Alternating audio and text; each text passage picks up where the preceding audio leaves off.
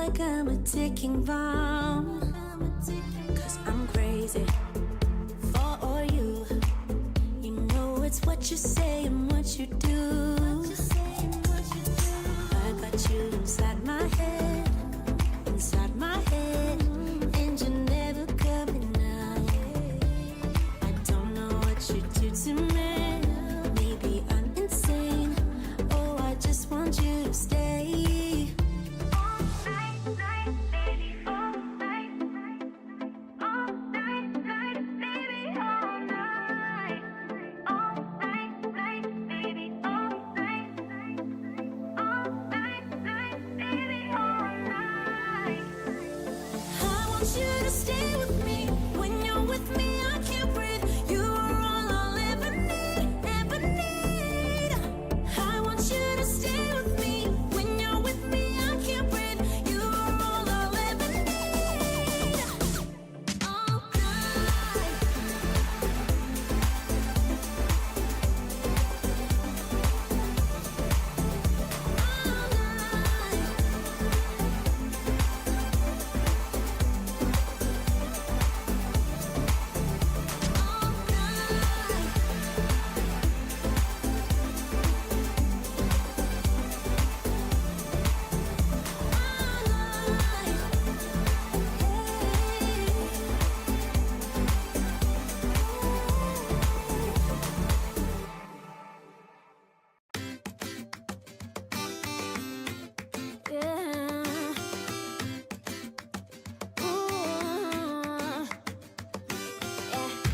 I've been all around the world,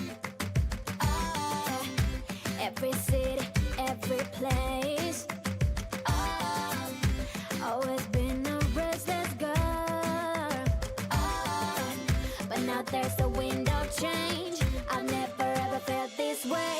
Longing for you, pick up the phone, catching a flight, I'm coming home, back to the place I've always known.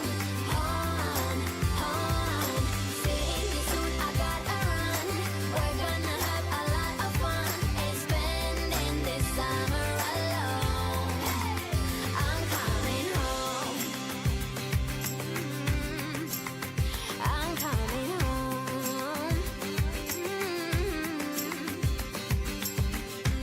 You were only like a friend, till we met the other day. Didn't want the night to end, and now there's a wind of change. I've never ever felt this way. You're stuck inside my mind, deep inside my mind. I think that now's the time.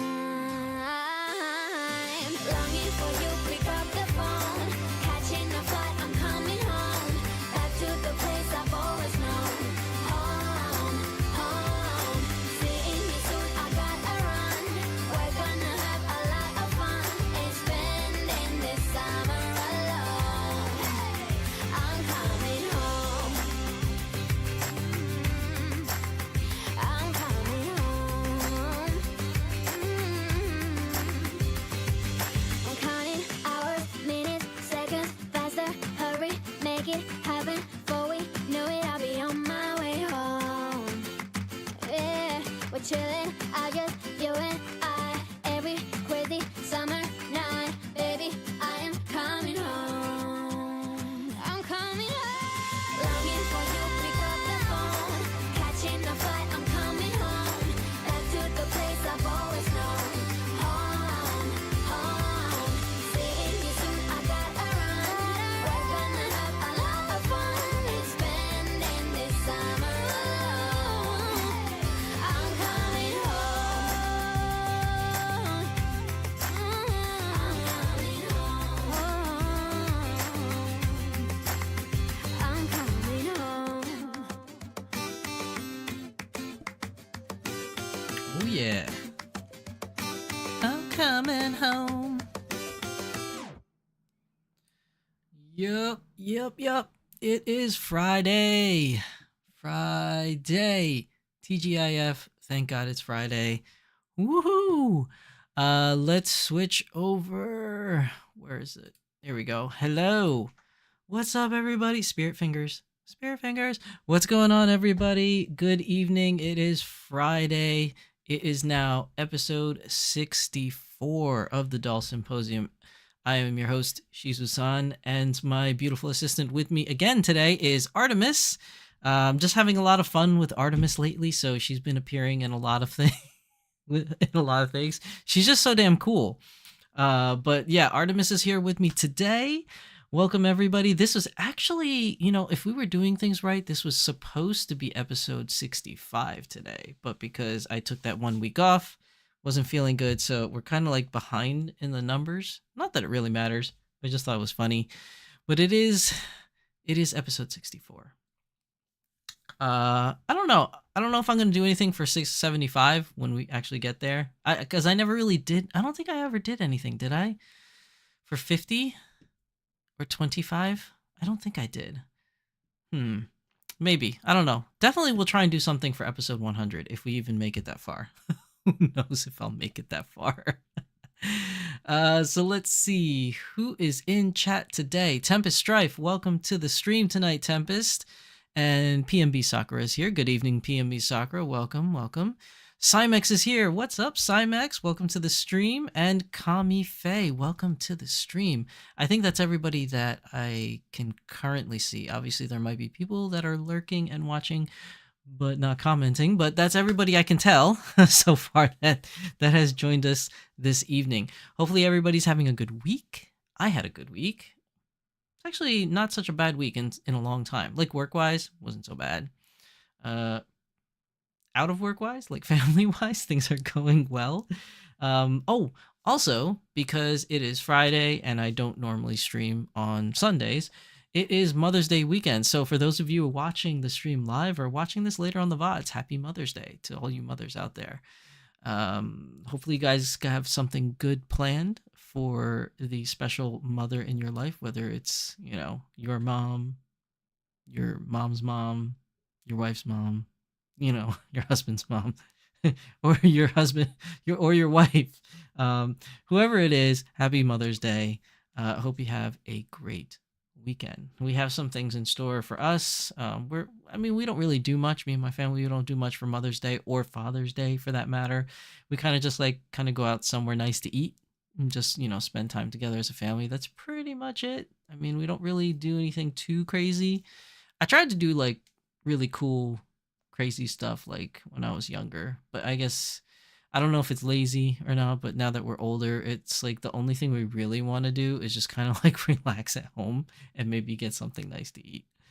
But yeah, that's our plan. So hopefully you guys have some good plans for Mother's Day this weekend. Let the mother in your life know, or the mothers in your life know, how special they are.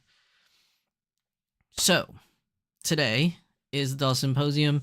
You would think that after missing a week of no news that we would have a lot to cover today, but we actually don't. It's been pretty quiet on the doll news front, but we'll go through as much as we can, that is available tonight.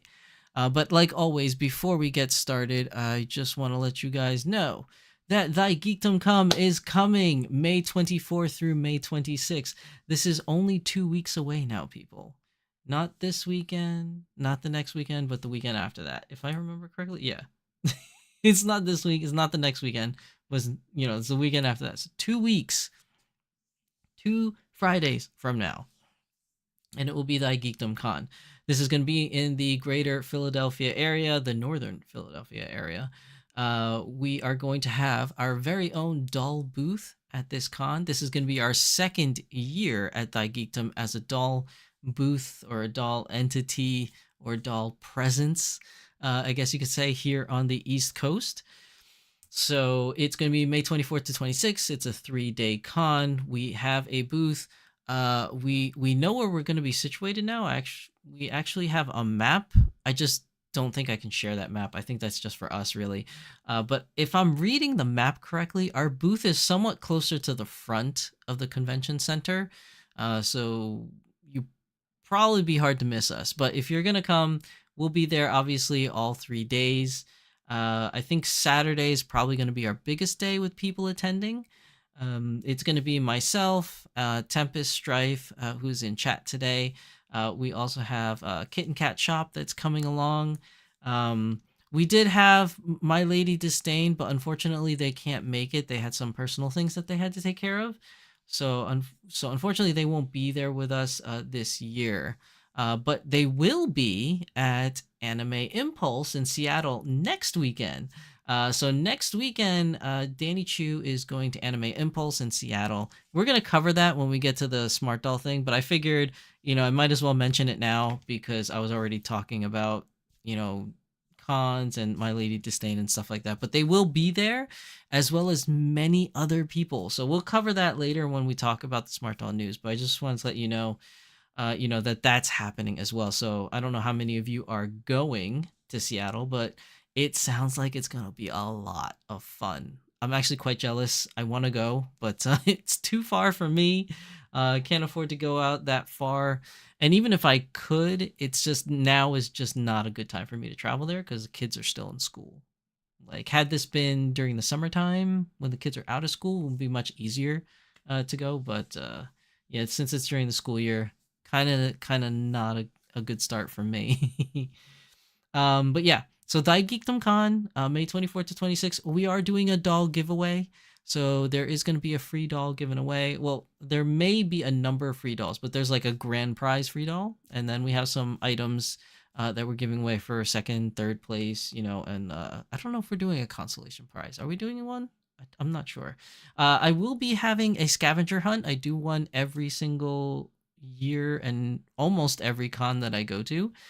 So there'll be a scavenger hunt. The prizes are nothing crazy. Okay, so don't think that you guys have to come to participate in this. They're just small little knickknacks, just little things that I'm just giving away for people that want to have like a more interactive, I guess you can say, experience while they're at the con.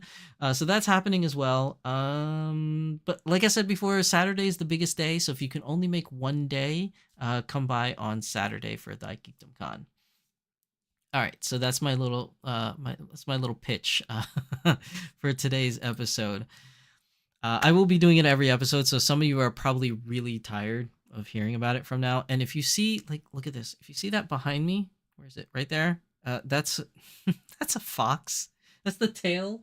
That is the tail of a fox. There's like a stuffed animal fox behind me. But normally it doesn't show up on screen. I guess because normally my chair is this way. But like, yeah, it's kind of just back there with a bunch of junk. Like, I have a bunch of stuff behind me. Anyways, sinking? Yeah, I sunk. That might be why, because I was sinking. So yeah. Let's get started for this week's news. Now, as always, we always cover Dolphy Dream news first. And like I said, there's not much to go over this time around. So we have right here, this is the international store.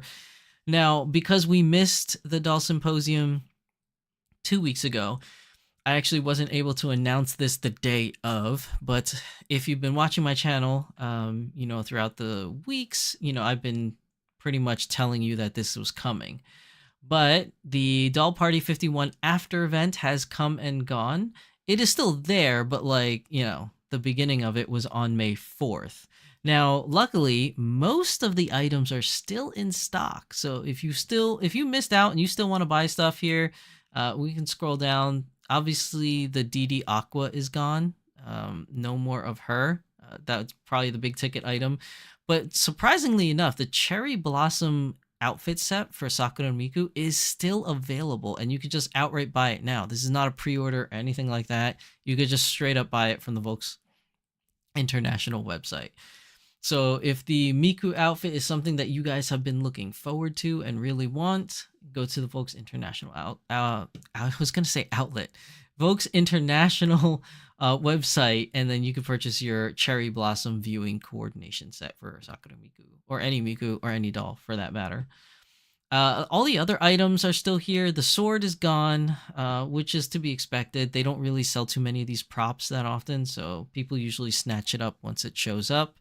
But a lot of the outfits are still here. The one thing that I really wanted, the coat's gone, the gothic coat.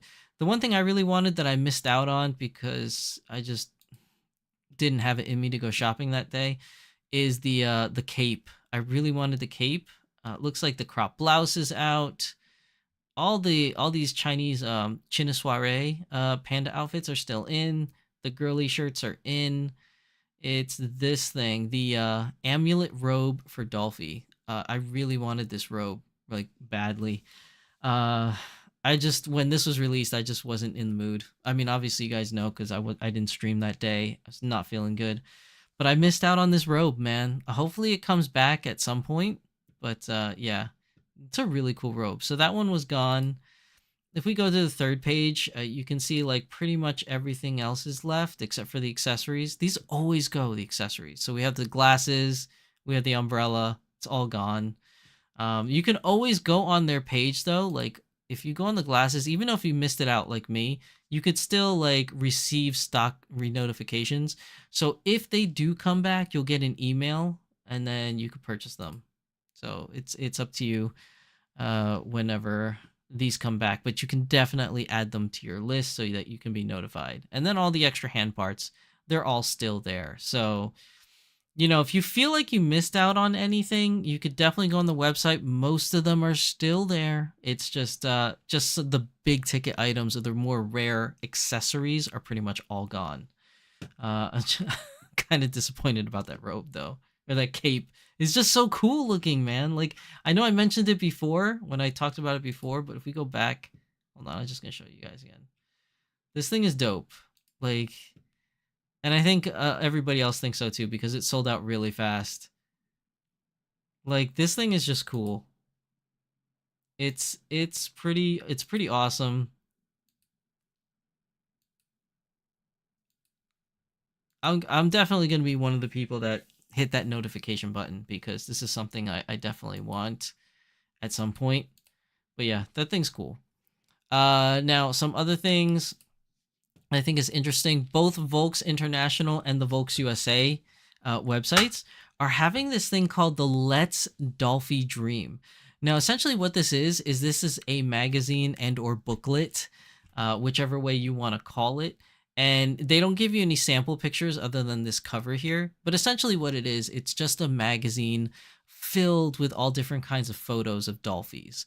It's an amalgamation or compilation, if you will, of different photos of Dolphys from either various Volks news covers or various articles that were released or some events that happened throughout the years of the 20 years rather, because it says the 20th anniversary of Dolphy Dream, which is weird because I could have sworn they started in the earlier 2000s because this would make it 2004. I thought this started in 2001, but I don't know. I don't know for sure. That's just my guesstimated time of when it started. But either way, 20 years is a pretty long time. It's relatively, I mean, in the long run of things, it's relatively new, right? But still, 20 years of vinyl dolls. You could it just goes to show how new this hobby is. Like it didn't happen until after the turn of the century. But then again, I'm so old. Like I knew what things were like before the 2000s. I'm really dating myself here. But yeah, I mean, 20 years of Dolphy Dream. Pretty crazy. Pretty crazy. So this is just, I'm just showing here that this is the international website. You could pick it up here. But then if you go to the Volks USA website, it's still the same. $24. It doesn't ship until fall though. I think it's earlier for this one. If you get it here, it gets shipped. Yeah, April 21st is the release day. No, wait, I'm sorry. I read that wrong. That's when the pre-order started. The delivery time is August. So, I mean, it's pretty much fall at that point. So it's kind of the same. You're probably going to get yours sooner if you reserve it from Volks International, and then you'll get it afterwards if you reserved it on Volks USA. Now, here is the other big news. So we already talked about this in prior episodes, but Dolpa is coming back. Dolpa LA5. So look at that. Comparatively, Dolpa we're at 51 right now. The Dolpa in LA, the only one that happens outside of Japan, this is only number 5. So we don't get these very often, and when we do, it's very few and far between. The last one was in 2019, so that's 5 years ago. But this year, this September, we are having a Doll Party LA5. So if you want to go and attend, definitely plan on doing so. It's going to be September 7th through the 8th. I won't be able to make it. I've tried to figure out a way for me to go to this. Even if I dip into my Japan travel fund to go to this event, September 7 and 8 is really bad for me. That is the first week of school for my kids. I can't not be there. Like, I really need to be there for the first week of school for my children. So like, I can't go to this event. It's just really bad timing. Normally this event is usually around this time anyways, but it's usually the week before kids start school. So if it was the week before they started school, I might have been able to squeeze this in somehow. But the fact of the matter is this is happening during the first week of school, so I can't go to this. But if you guys want to go, definitely hit this up. September 7th and September 8th. Like I said, it doesn't happen that often. And if you want to experience what Doll Party is like, and you can't travel to Japan because it's too expensive, too far away, or XYZ reasons, we have one in LA this year. It's going to be at the Torrance Marriott Redondo Beach. Well, I guess it's the Torrance Marriott in Redondo Beach. There should be a comma there. I don't know. But you can see here the Doll Party LA4 2019. This is this was only this actually happened 2019. This happened like 4 months before COVID. Well, I don't want to say 4 months. It's because COVID kind of got crazy in March of 2020, right? So then you're thinking 4 months before, so 7 months. This was literally half a year before COVID started. Was Doll Party LA. But here's some photos they have on their website of the event, people having fun, things of that nature. But if you guys want to go, this is definitely a cool place. Now, another thing that they posted here that I think is really, really cool is they're having the DOLPA LA5 consignment and sales recruitment conditions or sales area. Essentially what this means is if you are a doll customizer and you make custom clothing and or accessories, you can basically apply to be a vendor and sell at Doll Party. So you can sell your wares at DOLPA. You have to apply now. I believe it's already open. Yeah, and you have until May 19th. And to apply to get a consignment shop. Now there's going to be a short ad playing in about 5 seconds, so I'm just going to give it a bit before I do anything major and announcements, and you guys just hit that skip button. So the ad is inserted. What do they give you, 5 seconds and then skip? So I'll give you guys a little bit. It probably skipped. You probably hit the skip button by now, unless you really wanted to see that commercial y'all saw. Yeah, you should all be back by now. So yeah, the consignment shop at DOLPA LA5. You gotta submit your application here. Now there is one caveat. Apparently this time around you can make dresses. It says DOLPA in LA5 cannot accept categories other than dresses. So it looks like if you're going to have a consignment shop during DOLPA LA5, you can only sell dresses. And they even specifically said DOLPA LA5 cannot accept consignment sales of kimonos. So if you were going to make kimonos and try to sell them at the event, I don't know what it is they have about kimonos. Maybe it's because at this event they plan on releasing kimonos and they just don't want to have it confused with their releases and consignment shop releases. I honestly don't know what this whole rule thing is about. But if you make dresses in particular that are not kimonos, and plus the fact kimonos are not dresses. But anyways, I digress. If you make clothing for dolls that fit Dolphy Dream and they're 1/3 scale, you can get a consignment shop or sign up for a consignment shop spot at DOLPA LA5, and you could probably sell your wares there as long as it's not kimonos. or anything else. There are terms and conditions that apply. You need to check this link to see what were the limitations on what you can sell. It says here about Dolphy dresses and accessories consignment sales exhibitions. Blah, blah, blah. Actually, you know what? While we're here, let's click on it. Let's see what they're gonna say. I'm curious. Terms and conditions. From August 1st, we will partially update the terms of use or Dolphy dresses and accessory consignment sales. Blah, blah, blah. Here's the terms and conditions and the application. Let's see. Let's see how big this is. I'm not reading this whole damn thing. Oh, wow, it's in Japanese. Okay, so it's a Volks USA event. It's going to be happening in the USA. And they say to read the terms and conditions that apply. And when you click on the terms and conditions, it's all in Japanese. Like the whole thing. This has to be an error, right? Like, I'm sure they probably meant to put an English version for this English event. I know I didn't click on the wrong thing. This is definitely it. Regarding acceptance of... Oh, maybe this one? Oh, wait. Maybe I clicked on the wrong thing. Consignment application acceptance, limited time for exclusive dresses and accessories related to Shirakuma Shige. Okay. Example, Shirakuma Shige-chan honey bear dress. Not good example. Honey bear size dress. Okay example, Shirakuma Shige-san plush doll dress. Shirakuma Setsu-san dress for stuffed animals. Not a good example. CM plush toy dresses. I don't understand this consignment thing. I don't understand it. Here's another link. Click on this for Simon Can Sales Edition. Blah, blah. Oh, it just brings us right back to where we were. Like, it literally brings us back to where we were. And if I click on the consignment thing, it's all in Japanese. Oh my goodness. They need to fix this. If anyone at Volks USA is watching this, if I want to be a dealer or a vendor at your event and I click on the terms of service and agreement, I can't read it. I can't read this. I don't know what I'm signing away to be applying for.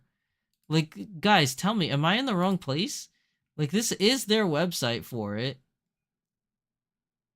Application form. Let's see, what is on the application form, right? Well, this is an exhibitor and this is a vendor. See, I feel like this is what we need to click on, though. This is the consignment thing. I don't know, man. This is definitely an L on Volks's behalf. Like, it's a big loss. Oh, we are on the international store, which is weird because we did click on this. You know what? You know what, guys? I am on the international website. This is the news segment for the international website. So yeah, I forgot about that. So I take that back. This is the Volks Doll. I forgot I was on the Volks Dolphy blog. This is a blog that is featured on the international website. And it looks like they linked us to the exhibitors. And even though this is all about Doll Party LA 5, they at the very bottom here, they did give us the link that the normal exhibitors do, like right here. This is the link that for a normal exhibitors at an international place would read, and that's probably why it's in Japanese. Hopefully, I didn't see any links like this on the USA website, so I hope that they fix this at some point, or maybe the Volks USA website will have their own special page at one point in time. But as of right now, they don't. Like, this is the Volks USA page. There's nothing on this page about Dolpa LA, which is, yeah, it's pretty sad. There's nothing on here about Dolpa LA. So the only information that we could find about Dolpa LA is on the international website, and apparently the international website linked us to the international agreement and terms of service. So that kind of not good. Kind of not good. Kind of dropped the ball on that one, folks. But it is the international website, so I can't fault them too much. But how many of you are planning on going to Doll Party LA 5. I really want to go, but yeah, it's just a really bad time for me.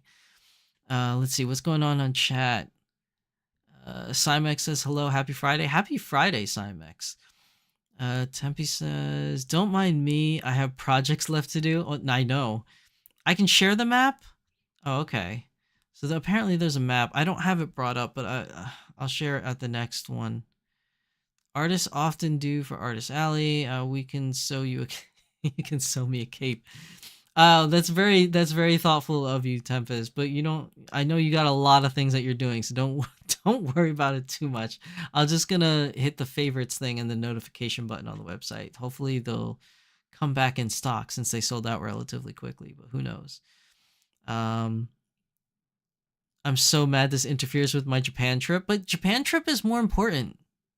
Go have fun on your Japan trip. PMB Soccer says, I'm thinking of going. Need to see if I can get some time off from work before and after. Yeah, that's definitely a good idea. Usually when I take trips like that, I need like a few days to come back early and have a few days to just like unwind and relax before I go back to work.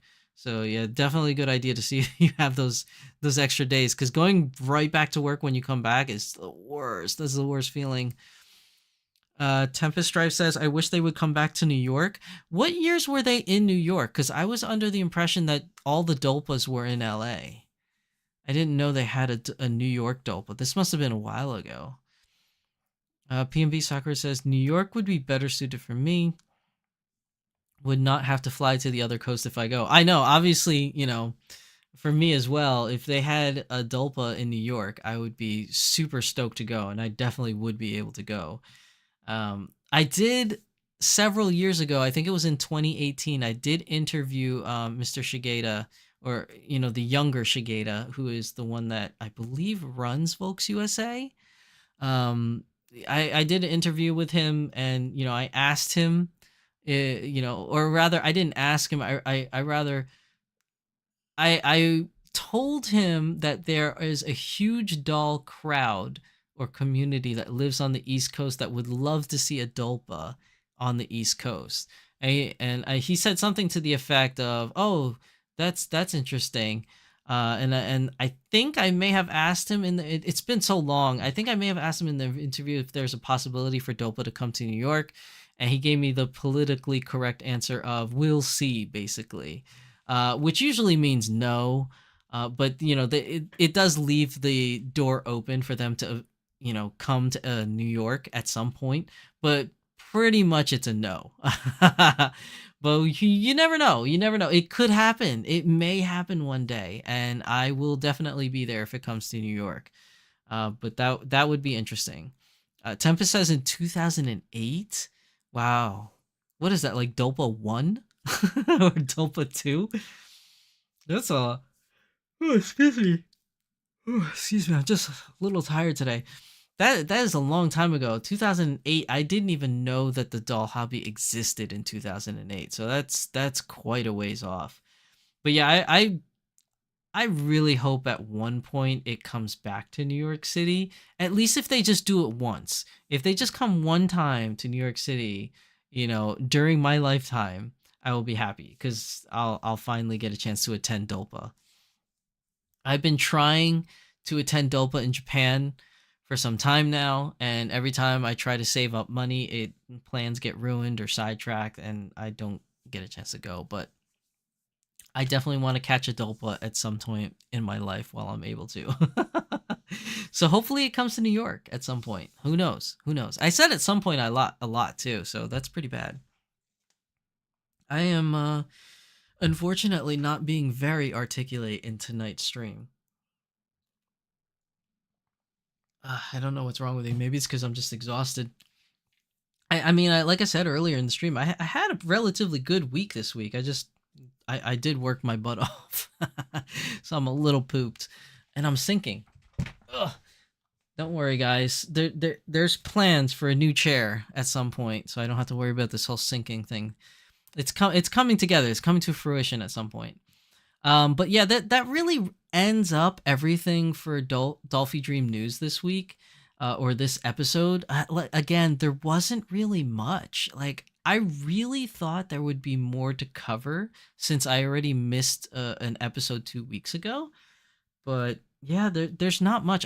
They're either recuperating from their time after Dolpa 51 and they're just kind of relaxing, or they're like buckling down and getting ready to prepare for Doll Party LA 5.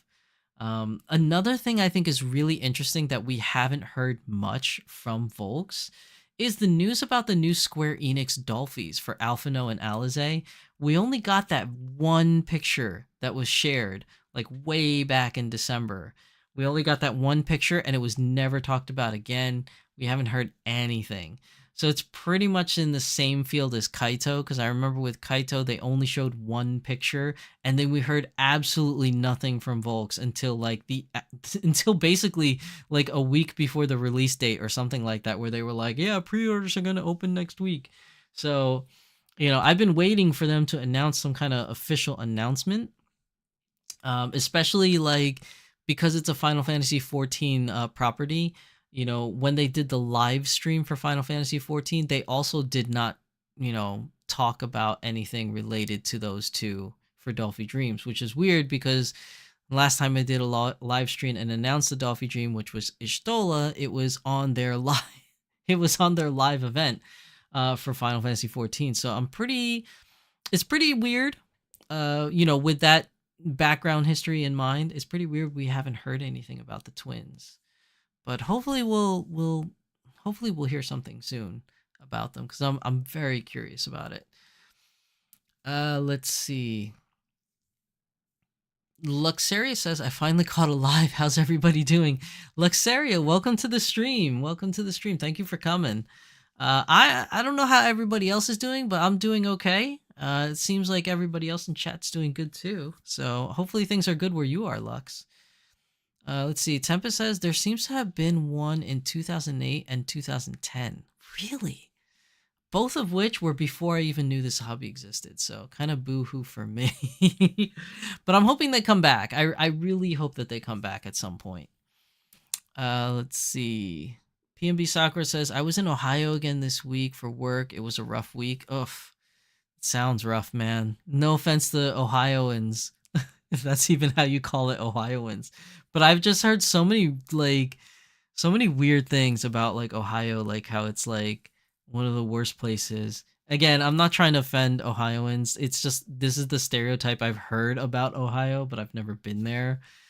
But people say like, it's terrible. I don't know why. I honestly don't know why. I mean, Ohio's like the birthplace of football, and I like football, so it can't be all that bad, right? Canton, Ohio. Let's see. David Kane says, hi, managed to catch the live stream. Welcome, David. I had a question that I needed you to answer for me a couple weeks ago, because you definitely know more about Azone stuff than I do. I can't remember what it was now. There was something I was going to ask you. What was the question? I can't remember what it was, but if I remember, I'll ask you. Let's see. Tempest says they said more pictures in the pre-order Dolphy Dream book. Oh, that's great. So if you guys pre-order that book, I didn't even know they mentioned that, but there's this book here, the Let's Dolphy Dream book. If they're not planning on releasing pictures until you get this book, well, sorry to say, this book is not being released until the fall, which is going to be the end of August or early September. Which means that those two are probably going to be a click war for the December Dolpa. Just saying. It's probably going to be a click war. I highly doubt that Alphino and Alize is going to be a pre-order project, because there's two of them. I doubt they'll make them pre-orders, but if they do make them pre-orders, even better. That's even better. But if they make them a click war, it's going to be hard to get our hands on that one. Okay, let's see. Luxaria says, no interesting news much. Probably some hush-hush again before official pre-order release event. Yeah, I think so too, Lux. I've been trying to find stuff anywhere for this episode, and it's been very hush-hush over in Volks ever since Dolpa ended. They haven't really said anything. So I'm really thinking you know, Alphino and Alze is gonna come out in the next Dolpa. Tempest Strike put up a good point. 9S and 2B were pre-order as a pair. That's right. I forgot they pre-ordered as a pair, so that is a possibility, but I don't know. Like I said, I hope that they pre-order as a pair. That would be the best possible outcome. But if it ends up being a click war, oof, that's gonna be rough, man. It's gonna be rough. But obviously, we'll cover this in more detail once we get more information. I'll definitely, I'll keep you guys, up to date on what's going on in that as soon as we get more information from folks. Let's see. Oh, David Kane says he's got Aqua coming soon. Nice, congratulations, David. I hope you really enjoy her. You already have Megumin. Oh, that's nice. They'll definitely look. I mean, obviously, they'll definitely look good as a pair. Now that begs the question, though, people. Megumin was released. Aqua was released. We're gonna get a Darkness, right? Like, is Volks really gonna end it there? And is the parent company, I forgot who the IP is for Konosuba, but are they really gonna end it there? Are they gonna give us a Megumin and an Aqua and just be like, yeah, we're done. We're not doing it anymore? Because I feel like that's a real kick in the face. Like, if you're gonna release Aqua and Megumin, I feel like Darkness has to be released at some point. And now, obviously, if Darkness gets released, she's probably going to be a Dolphy Dream Dynamite. That is more than likely what she's going to be. But I guess time will tell. But if they don't release Darkness, man, they're doing the fans dirty on that one. It's the same thing with Spy Family, though. I've been saying it and saying it for months, is that you released Yor, and that's all we're going to get. That's all we're going to get. We're just going to get Yor because they don't have a new body for, Anya. Look what happened. A couple months later, they announced Anya pre-order. And we're getting a new body, the Chimiko body. And that begs that begs the question, and I've been saying it. If you're going to release Yor and you're going to make a new body for Anya, you have to give us Lloyd. You got to. Like, how can you stiff the fans like that? Even forget the doll fans. Who cares about the doll fans? Just fans in general. You're going to release Yor and Anya and not the dad? You're not going to release the dad? I really hope that Volks is taking this time to be very, very hush-hush about things because they're making a new dad bod. So that we can get a Lloyd Forger. I really hope so. And I really, really hope that if they're releasing Megumin and then releasing Aqua, that at some point we will get a Darkness. And if that happens, I'm definitely getting a Darkness. Because Darkness is my favorite character from that show. Even though I don't really like Konosuba as much as I like some other shows, Darkness is my favorite. And maybe you guys are gonna say like, yeah, we get why it's your favorite because she's Darkness. It's not really that. It's just Darkness is just if she does. Let's put the physical aside. Let's say Darkness doesn't look like Darkness. Just her personality makes her an amazing character because she's just so crazy. Like, she's so crazy. Like, I've never seen an anime character like that. And I watch a lot of anime, and I'm not saying other anime characters like Darkness do not exist. I'm just saying Darkness is the only one I know that is like that. Like, and she's just hilarious. The way, like, the stuff that she, like, I don't want to get myself like demonetized, but you guys know what I'm talking about. Like, she's just insane. Like, it's just everything that comes out of her mouth, like everything she says.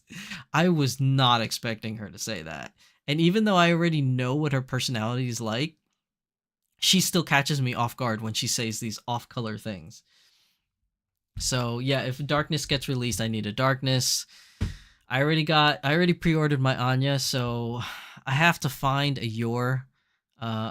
So if anyone's selling a Yor, I need to find a Yor because if they're gonna make a Lloyd at some point, I'm gonna need the family. It's gonna happen. So anyways, Yeah, so Dolpa's coming. That was a long tangent. I'm sorry, guys. But Dolpa's coming. If you can make it out to Dolpa LA5, definitely go. Because like I said before, the one before this was in 2019. So they don't come around all that often. It's not like Japan where they have 3 Dolpas a year. Okay, so here we go. What's going on in chat? PMB Sakura says, nice DD Aqua is amazing. The new body poses wonderfully with her laying down. You get a boast card if you pre-order as well for the book. I mean, if you're interested in that kind of stuff, like I really don't like care about postcards. But I mean, if you guys like that, then why not? Pre-order it. It's gonna be a cool book anyways. Let's see.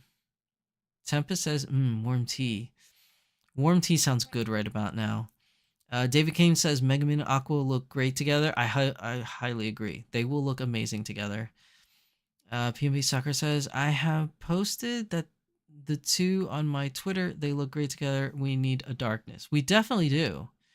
Luxaria says, depends on popularity, but Darkness is a high probability of getting released. I really think so too. I really believe that Darkness will get released, but like obviously we won't know. Like we won't know until they announce it. But I really hope so. The odds of them releasing, let's put it this way, the odds of them releasing Darkness is much higher than the odds of them releasing a Lloyd Forger. I'm sorry to say it, but it's true. They are more than likely would release a Darkness than before releasing a Lloyd Forger, mainly because the body is already there. They don't have to make a new body for Darkness. You just need a face sculpt. But for the boys, for a Lloyd Forger, I feel like they need to make an equivalent of a Dolphy Dream Dynamite for Lloyd Forger. And I don't mean like take the Dolphy Dream Dynamite and make a flat bust, but I mean like something that's a little bit more adult looking male body rather than the current BTS bodies that we get from Smart Doll and from Volks.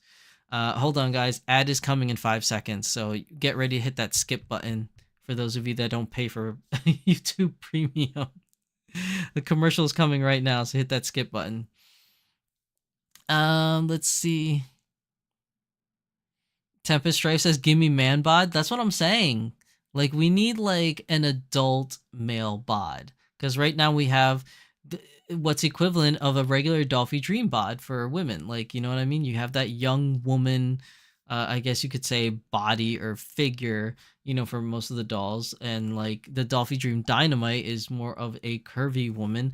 We need a separation for the boys. Like, we have the Dolphy Dream sister body, which is utilized for the boys, and the Dolphy Dream body, which is utilized for the boys, for older boys, I guess you could say. We need a version of DD Dynamite for men. Something a little bit taller, dare I say 65 centimeters tall.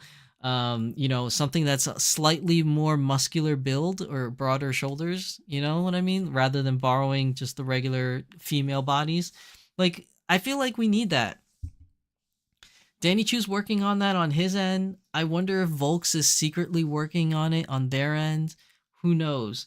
But this whole triple threat thing, like, it really needs to happen. Like, we need to have a full triple threat for Spy Family. We need a Lloyd Forger, and we need the triple threat for Konosuba as we need Darkness. So, Volks, if you're watching this stream, please make it happen.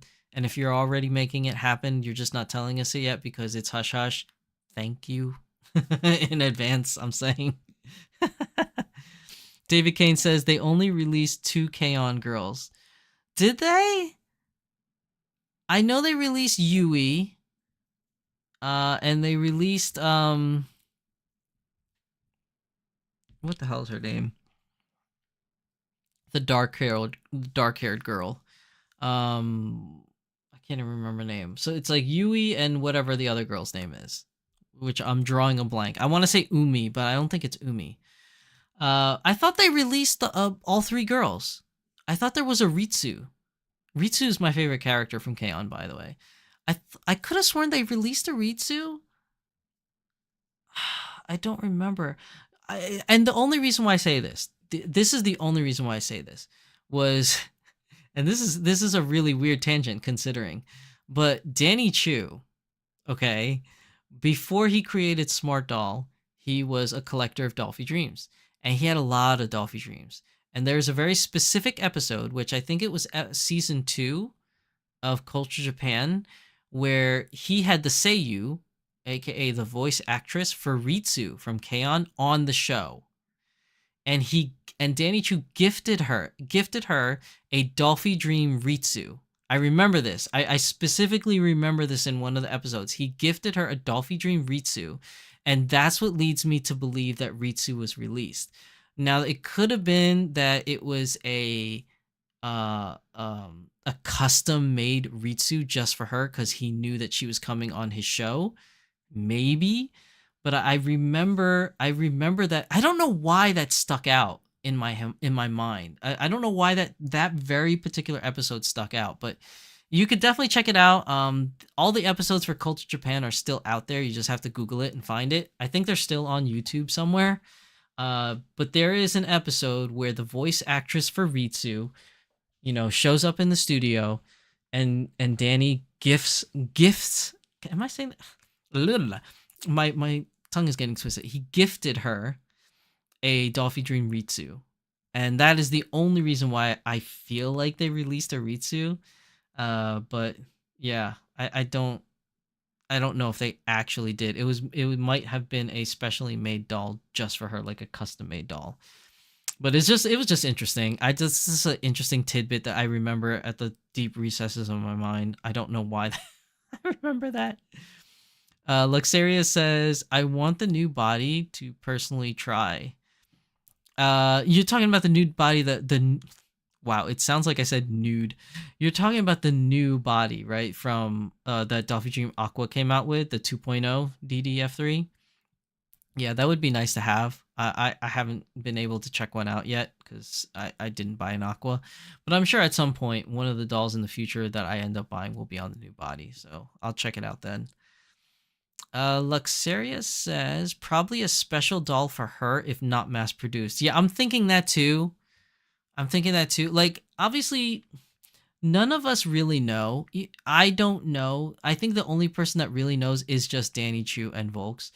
But, back in the day, I don't know how close the relationship was for Danny Chu and Volks. Like, I honestly have no idea the relationship between the two.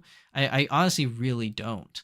But he had, at one point, he had a lot of Dolphy dreams in his studio. Like, way back in the day when he was doing Culture Japan, he had a lot of Dolphy dreams. And that's why I said, like, he was a big fan, and it, made him want to create his own dolls, and now he has his own doll company. Let's see. Oh, Mio, that's her name. Thank you, David. Her name was Mio. So you have both of them? Oh, nice. So apparently David has both Yui and Mio. I guess they didn't make a Ritsu. That was probably a one-off just for the Seiyu. But yeah, only 2 of them are shown on the Volks DD collaboration webpage. So then, then there is no Ritsu. I just didn't have I didn't have a free moment to look at the collaboration page. But yeah, she must have gotten like a custom made Ritsu. That would have been nice though. If Dolphy Dream released a Ritsu, I might have to actually go hunting for that one because Ritsu is my favorite character. And then there was like, I think season 2, which I kind of stopped watching Konosuba at that. Not Konosuba. I stopped watching K-On! At that point. But then there's the young girl that joined the band. I think it was Azusa was her name. Yeah, not a big fan of hers either. But then again, I didn't really watch the show to its fruition when Azusa joined the band. But yeah, I kind of lost interest after a while. It got a little too. K-On! Got a little too slice of lifey for me. Like what do they call that? That light music, I think it's called. Yeah, it got a little too much of like, just let's let's just like enjoy our time and drink tea and eat cookies and occasionally play music, and then like that's the whole anime. And I started to get really bored of it after a while, but it doesn't mean that the character designs weren't good, doesn't mean the music wasn't good or anything like that. Like I just really like Ritsu's character. She's very outgoing. I like drummers, so like drumming is one of those things I think is really really cool that I cannot do. I tried playing the bass guitar, which I really like. I think the bass is one of the best instruments to play in a band. It's one of the best. So I tried to learn bass. Also, you don't need a lot of equipment when you learn guitar. You just need the guitar, maybe an amp if you really wanted an amp. But I tried to learn the bass, tried to slap at the bass, tried tried to slap at the bass, and I learned I was not good at bass. Let me just tell you, I was not good at the bass. I was not good. I tried to learn guitar. I was just not. I just couldn't do guitar. A guitar was harder because 6 strings and like I have big fingers. It's really hard for me. It's no excuse really because a lot of famous musicians have really big fingers anyway, so I'm just talking out my butt. But yeah, I just can't do it. It's tough. But drums, man, I have a lot of appreciation for people that play the drums because that is hard. Like I thought guitar was hard, but man, having to use both arms to keep a rhythm, banging on the drums, but then you have to use both feet. Like one foot is for the big bass, one foot is for the snare, like, and you got to move both your feet at the same time and both your hands. Like it's like driving a manual car, which I do, but 10 times harder, I feel like. Like drumming is just really cool. So big respect for those people that play drums. Lavjika, welcome to the stream. You missed the start. That's okay. We're still going. We're still going. You missed the Volks part. We're pretty much at the end of Volks, and then obviously as the tangent king, I've been kind of going off on tangents. As you can see, as you can hear, we're talking about drums and bands for some reason because we were no, not some reason, but we were talking about K-On! Before, and then before K-On! We were talking about Konosuba and Spy Family. So we kind of went on a very long tangent. Getting back to the news. So that's pretty much everything for Dolphy Dream stuff this week. So let's move on to some Azone news. And something for Azone I want to cover are these new girls. So these are new girls from I think it's the Happiness line, the Happiness Clover line, if I'm not mistaken. Oh no, not Happiness Clover, Iris Collect, sorry. This is from the Iris Collect line. This is the Poe Iris Collect girl Uyuri Ravi Lollipop. This is the Momoiro version. I don't know if I'm reading that right, but it's 62,000 yen. Pre-order start May 17th to June 24th. Now on here, it does not say anything about while supplies last. So I'm assuming that if you pre-order within that period of May 17th to June 24th, you're guaranteed to get her. Now she doesn't ship out until later. When is the shipping day? It's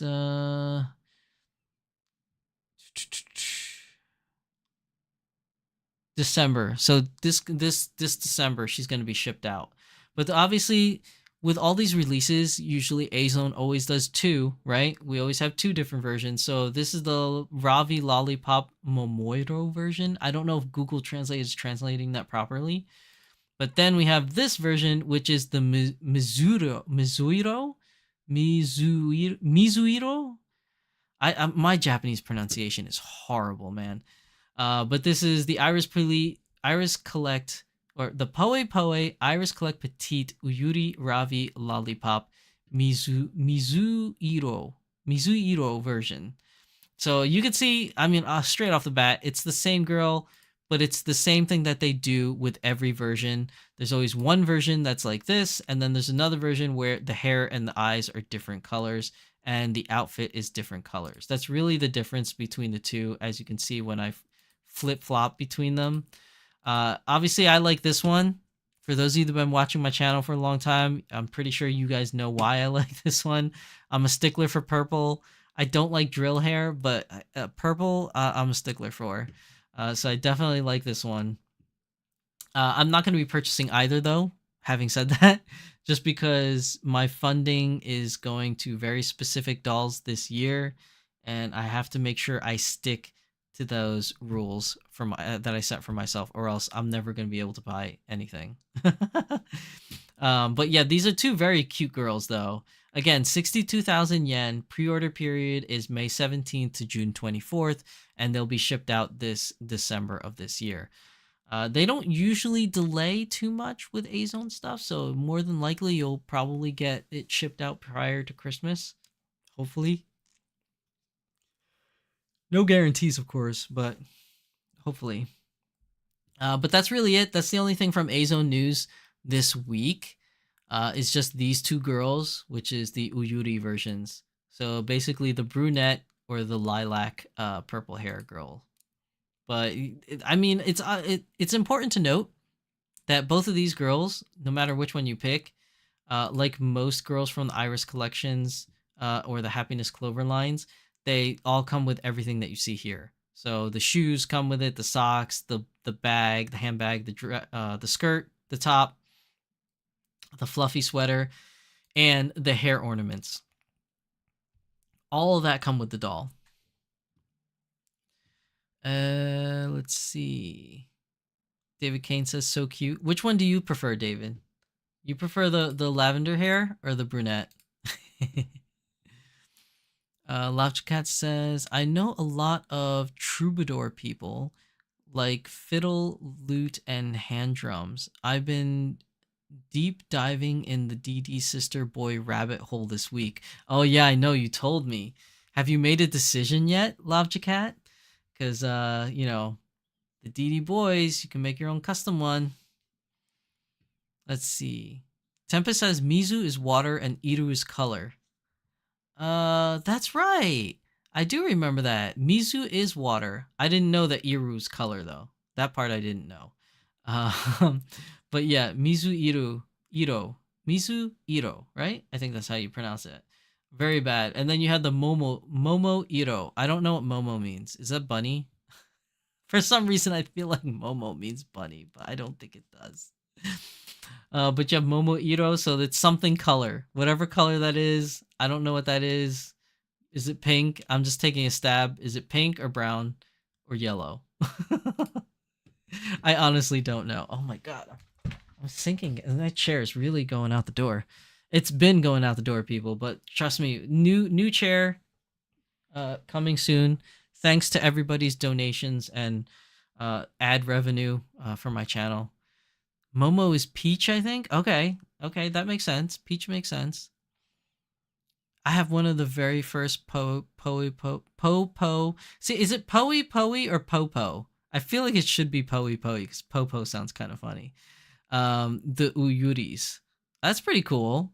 You have some of the originals. Now, was the originals have the eye chips, David, or were they painted on eyes for the original ones? That is the question. Cymex says, Tempest Strife, I'm a little slow tonight. Oh, because Cymex put Mizu Ito also for light blue, literally watercolor. So that's what that means. Well, that's funny because then if that's the case, her hair is not light blue. So they must be referencing the skirt and the color of the lollipop. So I'm assuming that no, it's got to be the lollipop because blue and blue, right? But then this one's yellow and pink. So I'm thinking it's some kind of pink or peach, like Tempest was saying. The color of the peach fruit. Yeah, it's probably like peach or something of that nature, or some kind of pink, because it's the Momo Iro, and then you got Mizu Iro. Yeah, probably. You guys, you're both right. I don't even know what I'm talking about. I'm going crazy tonight.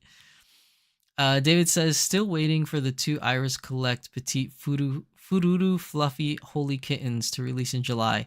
Oh, is that the one where it had the pink set and the gray set, right? Or were those the Wolfie ones? Trying to remember which one was which. Lavchakat says, I like the DD boys better. The DDS boys better than the DD boy. The proportions is weird in the DD boy. Looks tiny and skinny compared to the sister body. Yeah, you know what it is? It's because the sister body is... I want to say it's like a little bit more streamlined. Whereas when you get to the Dolphy Dream body, it has some curves to it. Obviously not as dynamic as the Dynamite body, but you put a flat bust on there to represent a male, but it's still the same body shape. It is going to look weird versus the Dolphy Dream sister, which is a little bit less curvy, so it kind of makes sense. But yeah, I see what you're saying about that. That's why I'm telling you we need a Dolphy Dream Dynamite version for boys, which I feel like Lloyd Forger should be. Even though Lloyd Forger's not very muscular looking, we definitely need a version of boy body that kind of gives it a more of a adult mature look. And I don't mean that in a dirty way. I just mean like, like a bigger, wider kind of way. It doesn't have to be full blown like muscular man, but just a little bit more broader in the shoulders, you know what I mean? A little bit more like thicker arms and, legs, and not as skinny as like the female bodies have. Let's see. David Kane says all Iris Collect petite dolls have eye chips. Oh, okay, that's good to know, because I wasn't sure if the earlier versions had the painted on eyes or not. Holy Kittens one is the tan skin, which is very oh yeah, it's the tan skin, right? With the gray outfit, I believe, because I remember I was talking about that, how rare that was. Tempest Stripe says, yeah, my 9S looks like he grew taller way faster and then he gained weight. Tempest says, David, have you looked at Emomo doll? I think you would like them. The Emomo dolls are pretty interesting too. Let's see. But yeah, like I said, I believe that's everything Azone news for this week. So let's move on to some Smart Doll news. Before we move on to Smart Doll news, I need another drink.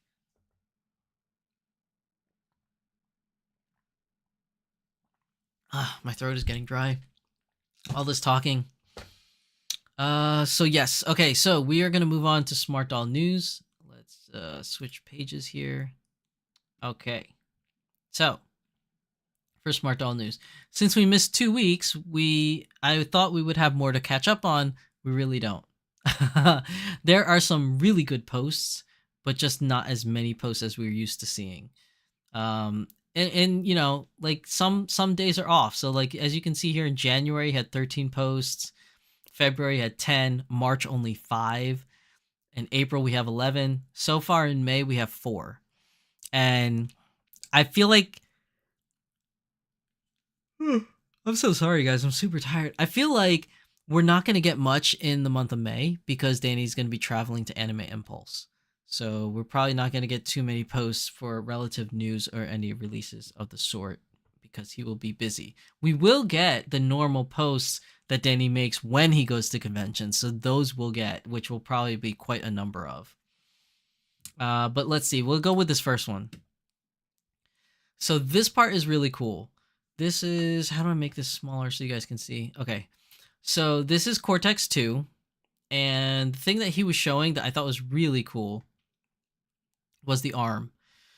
So this arm here on Prowess Gray is what they're using as a test mold, just to make sure that the pieces fit properly, that all the fitment is fine before they start making master casts of these things.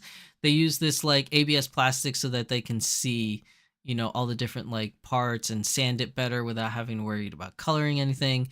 And the thing is that both myself and a lot of you actually messaged Danny that you love this off-white color, like this color here. He was asking everybody, what should we call this color? I funnily enough said Stormtrooper White because it just reminds me of Stormtroopers. I also said, because Stormtroopers is a licensed name, I don't think we can get away with calling this Stormtrooper White. But I did say, if you want to think out of the box, because Danny Chu usually does like some kind of beverages or food product, what you could do is call it Pearl. Pearl is definitely a name that you can give it. You could also call it, like, if you wanted to give it some kind of like fruity name, you could give it Coconut, or you can make it Salt. But Salt is not that good because it makes it seem like she's salty, which is not a good thing.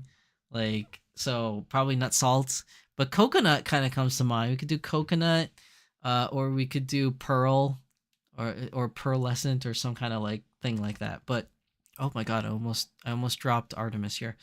But yeah, what I thought was really cool about this color here that he did.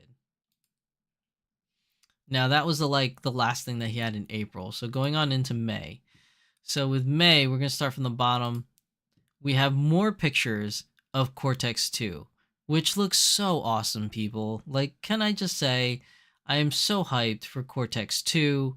I can't wait for this to come out and start like messing around with this body, see what it can do, see how easy and or hard it is to put this together, because the first Cortex was pretty challenging for individuals that has never ever done a model kit before.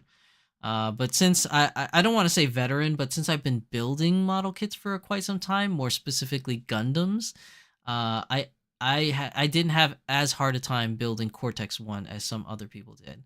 But I'm wondering that this new version, Cortex 2, the improvements that Danny made, because he was focusing on making this easier for individuals to put together. So I'm really hoping that this is a very easy build for anybody to jump in on and do. So I'm super excited about that. Another one of the gimmicks that he put in here was that he was just showing how you can open the head and have 2 drivers. He was making the joke that it was going to be like Pacific Rim, and he's going to make it where you can put 2 small dolls inside driving the big doll. I don't know how well that's going to go, but I'm on board for it. There's another ad coming in 10 seconds, so I don't want to cover something really important. I'll wait till the ad passes. So the ad's coming in. We'll check in with chat right now while the ad is playing. Don't forget to hit that skip button. You got 5 seconds. Let's see. Where did I leave off in chat? Oh, okay. So David said he has looked at Emomo dolls, but he's having a hard time finding somewhere to buy them. Yeah. Message Tempest. Tempest knows. Tempest definitely knows.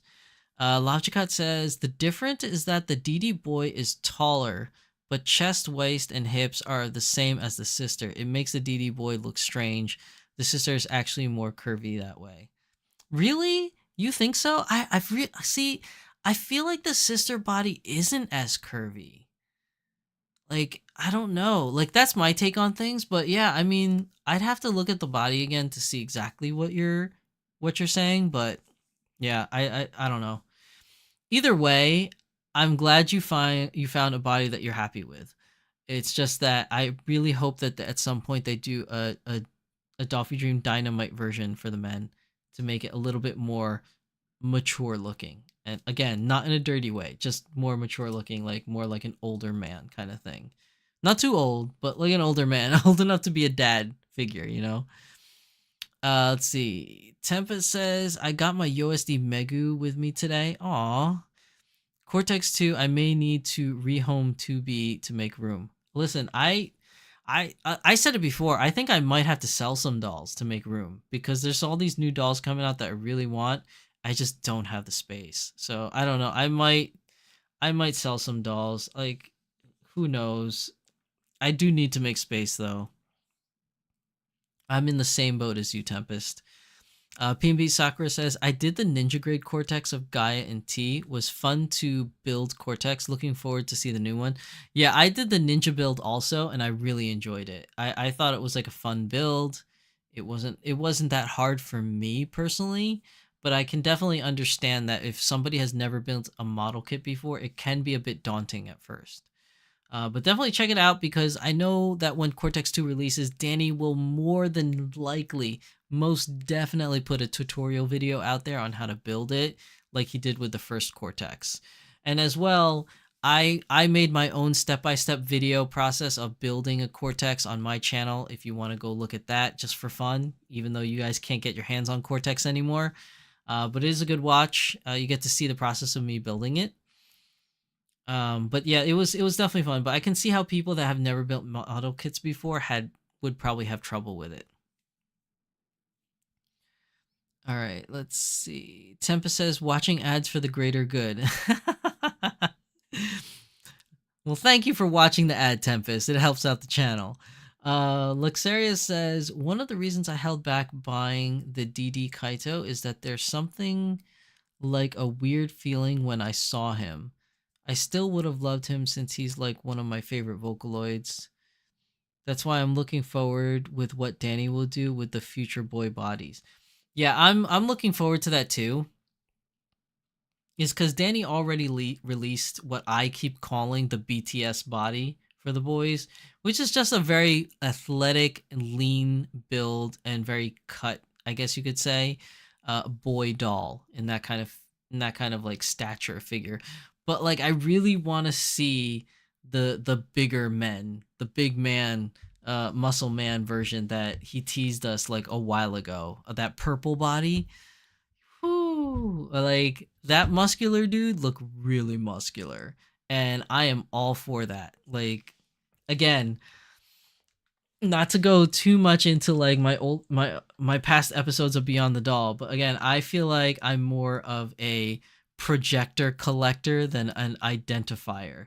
So I don't normally identify with my dolls, I guess mainly because most of them are female. But even if I were to buy a male doll, I don't think I want a doll that I can identify and say that is me. I'm more into the projection fantasy kind of thing. So I'm like, I want a doll that doesn't look like me. Like I want a big muscular dude doll to be like, yeah, that guy is built like a truck. Definitely want that because no matter how much I work out, I can't get that big. There's nothing you could do about shortness. Like I can build all the muscles in the world on my body, but I will never get taller no matter how hard I work out. So it's definitely I want like a big muscular boy doll at some point, hopefully. All right. Tempest says, honestly, I'm having more issues with the V Locker model kits than the Crystal Cortex kit I put together. Dude, you know why? Because V Lockers, the parts are small. It's like building those Megamine devices or the Mecha Musumes. A lot of the pieces are really small, and if you have big hands like me, it's really hard. Or if you have arthritis in your hands, it's really hard to build like those really tiny pieces. It's really annoying. Logicat says, I checked the measurements. The chest, hips, and waist are the same, so sister looks better. DD boy just feels less lanky and thin. Yeah, I guess you could say that because it's more proportionally better, I guess, with the sister because they're a little bit shorter. Um, but yeah, the DD is definitely much taller, and I can see it presenting problems, for like a boy body kind of thing. Let's see.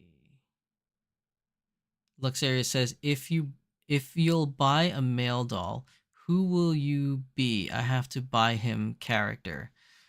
Let's see. If I had to buy a male doll and it was a character, that is a good question. Uh, I don't have. See, here's the hard thing about me. I don't have many male anime characters that I really like. Like, I don't know if that's a whole, me being a cis male and I'm attracted to females thing, or if that's the whole thing I talked about in one of my Beyond the Doll episodes where I come from an all female family. Like, there's not much male influence in my life. I don't know what it is, but I really identify with a lot of female characters. I really like female characters. I maybe it's a combination of things. Maybe it's one certain thing over another. I honestly don't know, but like a lot of the characters I like are female. So when you ask if which male character I like, I really struggle to find. Like I don't mind Kirito. He's a pretty cool character, but Kirito was already released, and honestly, he could have been made better. I know that might be offending like some people that really like the Kirito Dolphy Dream. He doesn't look terrible. It's just I feel like something was off about his face where it doesn't look exactly like Kirito. Now the same could be said about Asuna as well, but at least I feel like Asuna was done a little bit better. But then again, that could be my bias talking there because I don't normally have boy dolls. But again, if it's not that I have anything against boy dolls. I just don't really identify or really have many male characters that I really like. But if I were to pick, okay, so if I were to pick, because you're asking me, One thing that comes to mind for a male character that I would like is probably an Alto from Macross Frontier. And the only reason why I want Alto is because Cheryl's my favorite character, and if I could have a Cheryl and an Alto doll together as a pair, that would be really awesome for my collection. So if Dolphy Dream made an Alto doll, I would definitely take that. That would be very cool. Any other male characters that I think are super dope? Uh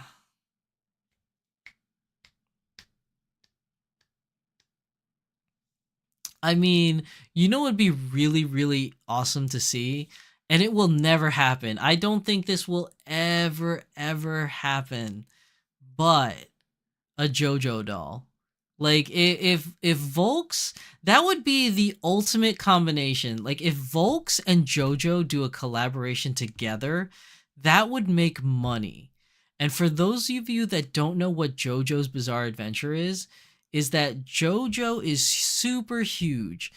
It's super popular in Japan. I think it's pretty much very popular all over the world, but it's super popular in Japan. And in Japan, JoJo collaborates with everything. Like there's JoJo everything that you could think of. Like they made JoJo, I think, did a collaboration with with Hugo Boss, I think it was, and they made JoJo themed Hugo Boss suits that were very limited edition and really hard to find suits, where it just looks like a normal, very slim fitting suit on a man, but the inner lining of the suit had a whole bunch of JoJo stuff in it. JoJo did a collaboration with, I think, what is the name of those fountain pens? There's like very specific like fountain pens. They had a collaboration with them. JoJo had a collaboration with I think this only happened in Japan, but they had a collaboration with a sneaker company. I think it was Puma, where they had limited JoJo Pumas. Like JoJo collaborates with everybody. So like if Volks were to get together with JoJo and do a collaboration, that would be insane. And if they do that, I will definitely get one. I don't know if I would get a Jonathan Joestar.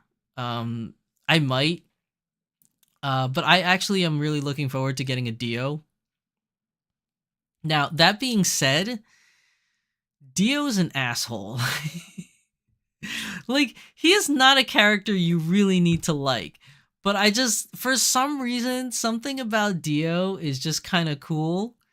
I would definitely would buy a Dio like Volks Dolphy Dream if they did a collaboration. But yeah, Dio would be one. Maybe even I would get a REO Speedwagon too. REO Speedwagon would be good to get a Dolphy Dream on. I don't know about the later characters because I'm only as far as season 2. So I haven't gotten to the later seasons yet. So I don't really know about the later ones. But like yeah, I think I would do either a Dio and REO Speedwagon for a male Dolphy Dream. But I think I would pick Alto first to answer your question, Luxaria, because I want an Alto to complete my collection for Cheryl Gnome. That being said, now that I just thought about it, you know who I could also go for a Dolphy Dream boy is Tuxedo Mask. Like they have all the Sailor Scouts. It would be really awesome to have all the Sailor Scouts and Tuxedo Mask to join them. So if they do a Dolphy Dream Tuxedo Mask, that would be something I would be interested in purchasing as well. That would be really good on a much bigger Dolphy Dream body, like a male equivalent of Dolphy Dream Dynamite, like I've been saying. But yeah, I know that's a long-winded question. I could have took a little bit of a detour on that, but that's how I would answer that, Luxaria. Lobjacat says, is Danny making a buff Guts? I don't think he's making Guts per se, but yeah, the the muscular male doll prototype that we saw could probably pass for Guts. I mean, it's huge. It's hugely muscular. And Guts is a pretty muscular dude. Maybe he's not like The Rock muscular, I guess. He's not like Baki kind of muscular, but like he's still very muscular. He's still a big dude. Let's see. Greyfeather says JoJo and Volks would be wild. It would be wild, Lindsay. It would be very, very wild. Jay Louisa says, "Hey, Jay Louisa, welcome to the stream." So Jay Louisa says, "I'm in the same as you. Volks would need to make a new body for any of my favorite characters. Is that Hiei? Hiei, Trunks, Zelgadis, etc. I only know Trunks. I don't know who Zelgadis is. I don't know who Hiei is. Oh, you know what'd be cool? See, now you guys are making me fulfill my title of Tangent King. You know what'd be really, really cool? I am a huge fan of the very old anime, so I don't know how many of you know about this anime, but there's a much older anime called Magic Knight Ray Earth. I would love a Magic Knight's Ray Earth doll collaboration. It would never happen because it's an old show and nobody cares about it anymore and nobody watches it. I don't think anyone has any interest in watching it anymore. But Magic Knight Ray Earth is one of my all-time favorite old shows from my youth. If they were to make all three girls, that would be awesome. And then they would have to make a Zagato. Because obviously Volks would always make the girls because that's just their MO. That's what they do. So we would have all the girl characters from Magic Knight Ray Earth. But if they were to make a boy character to go with it, Zagato. It's got to be Zagato, right? Like you can't like not do Zagato. I mean, there's that other boy. What's his name? The green-haired one. But like I could care less for him. I really could care less for him, but Zagato would be good. Like they need to do a Zagato. Let's see. See, I'm going on to all these tangents. You guys are getting me on tangents. Let's see. What else is there? Lindsay says Luisa a Zelgadis would be hard, but so fun. So who's Zelgadis from? I know all his rocks. Yeah, see, I'm not getting this lingo because I don't know. Let's see. Tempest Drive says, need Sailor Earth, y'all. Who's Sailor Earth? Is that one of the Outer Senshi? Or no, it's not the Outer Senshi. I'm sorry. The stars? Is that one of the Sailor Stars? Because I'm not familiar with the stars. Lindsay says, yes, DD tuxedo mask would be grand. Yes, this is what I'm talking about. I would love to see their take on Sailor Cosmos too. I don't know Sailor Cosmos. Again, I didn't watch the Sailor Stars, so I only know Sailor Moon S, Super S, that kind of stuff.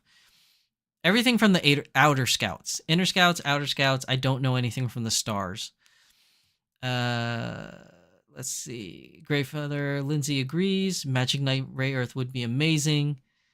They could do the armor so well. And the armor is very simplistic. Like the armor that the girls wear from Magic Knight Ray Earth is very simplistic. It's very easy to do, I feel like. Even though I'm not a creator and I don't have to make those things. It just looks easier than something intricate like Saber or like Jeanne d'Arc. You know what I mean? Let's see.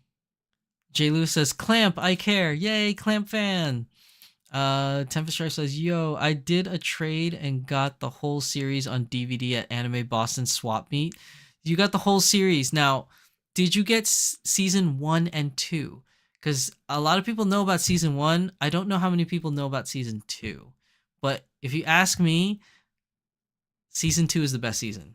Season 2 of Magic Knight Ray Earth. That's right. I said it. I'm sticking with it. You guys are going to hate me for it. Season 2 was the best season. Now, don't get me wrong. I'm not saying season 1 sucks. Season 1 was amazing. But I liked season 2 a little bit better. I kind of did. Let's see. Tempest Strife says we care. Lindsay says Zagato would be good. I'm with you. Zagato would be incredible. I'm telling you, Zagato would be awesome. The Eternal Suffering, loving old rare anime shows. Tell me about it, Lavjacat. I mean, seriously, there's a lot of old anime shows.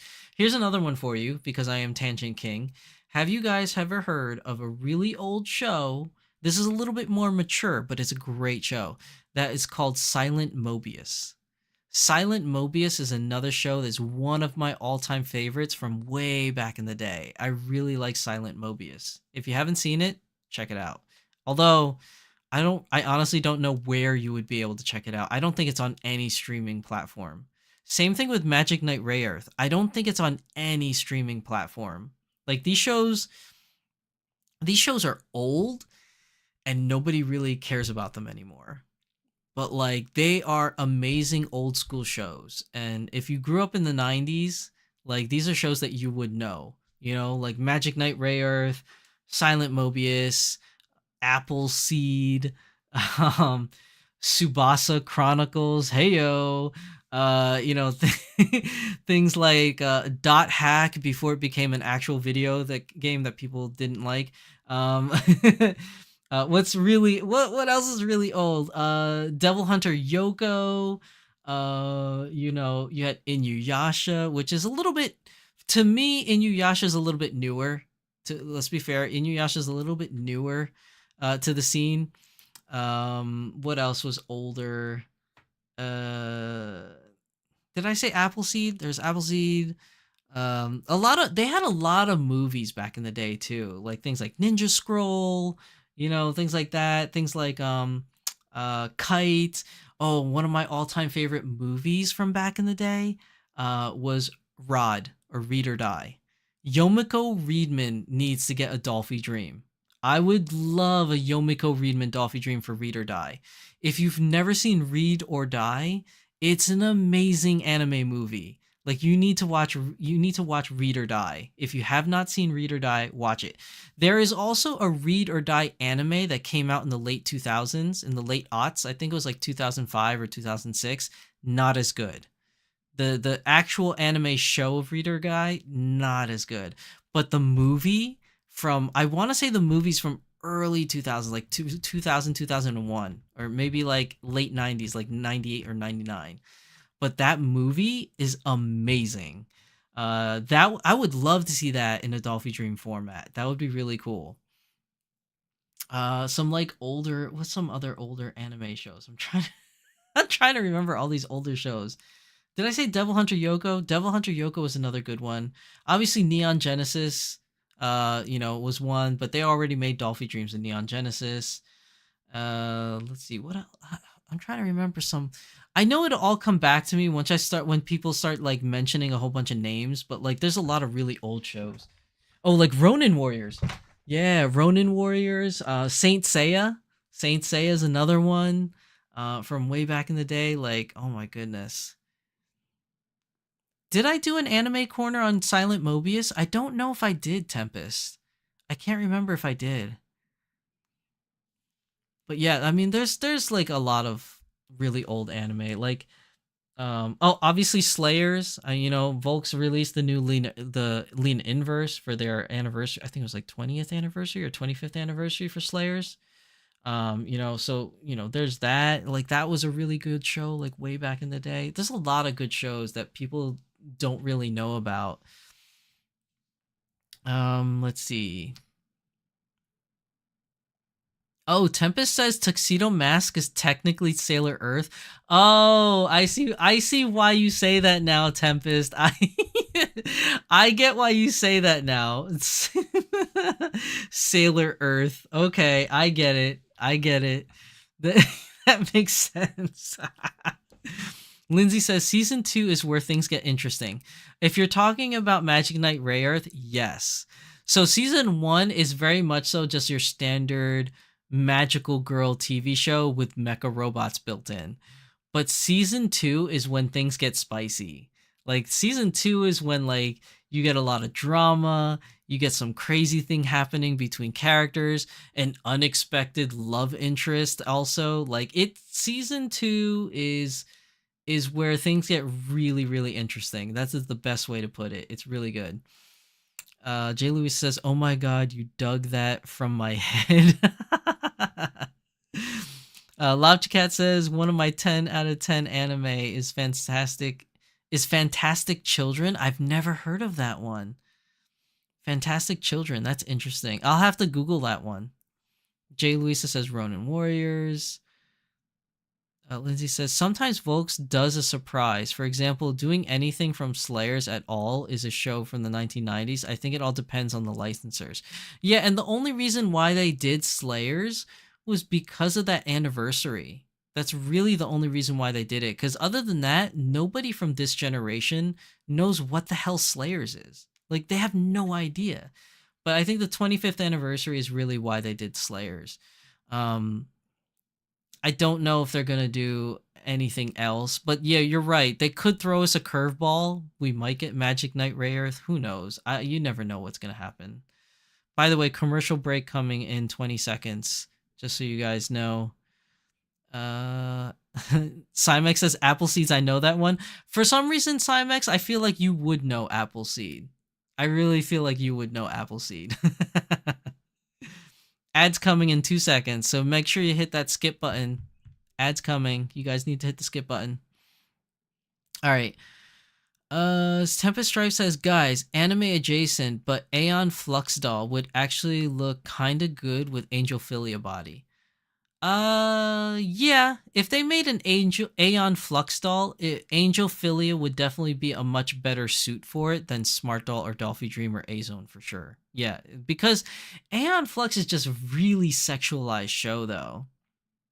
Guys, like, I remember when I was a kid, everybody used to tell me, you can't watch that show. That is not a cartoon for kids.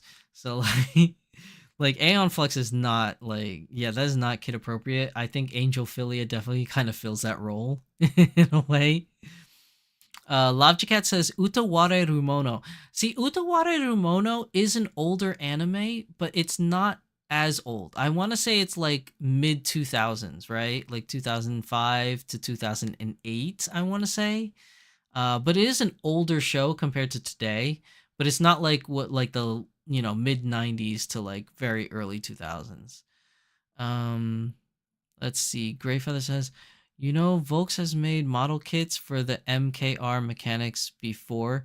Well, I don't know if Volks is the one that made it, but there is a company called Moderoid, which I'm trying to get my hands on them.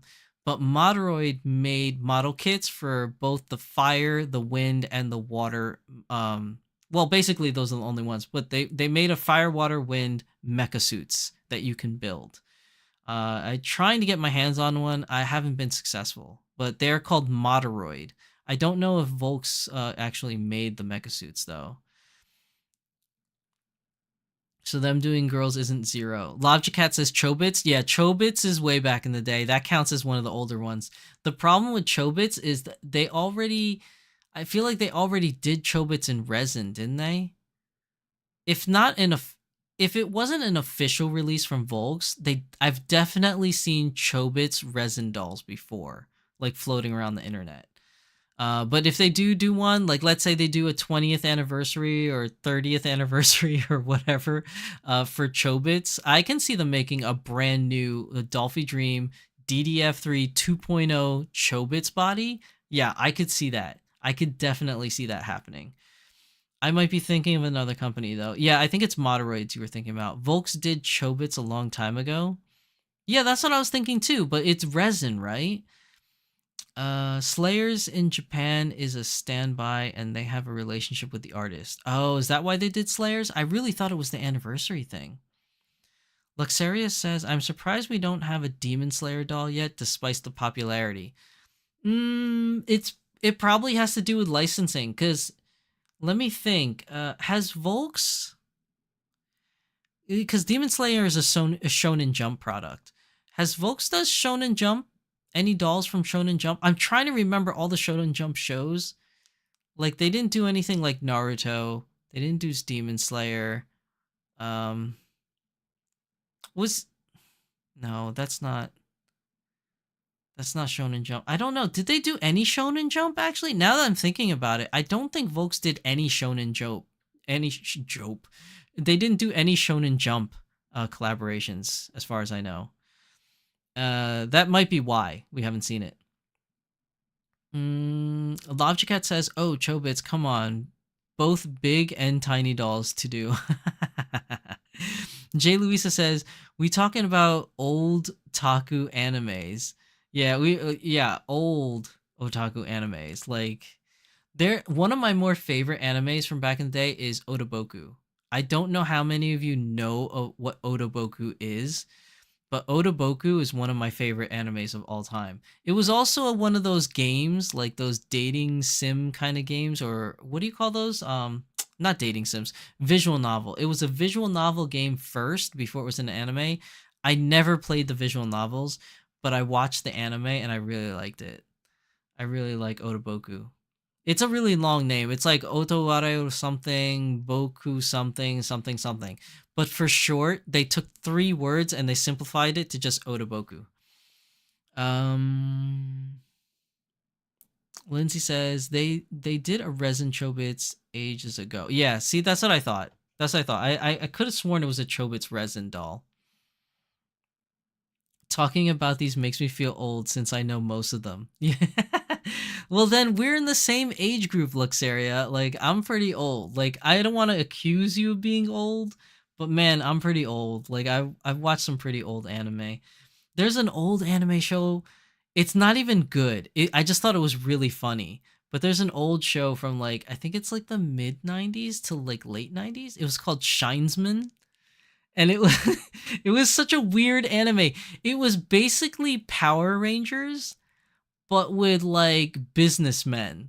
So it's like these five, I think it's like 4 businessmen and 1 businesswoman, where they basically like were business people and they walk around in business suits and they have like a suitcase and stuff. And there would like be these weird enemies, and then the suitcase would open and it would transform them into like superheroes called the Shinesmen.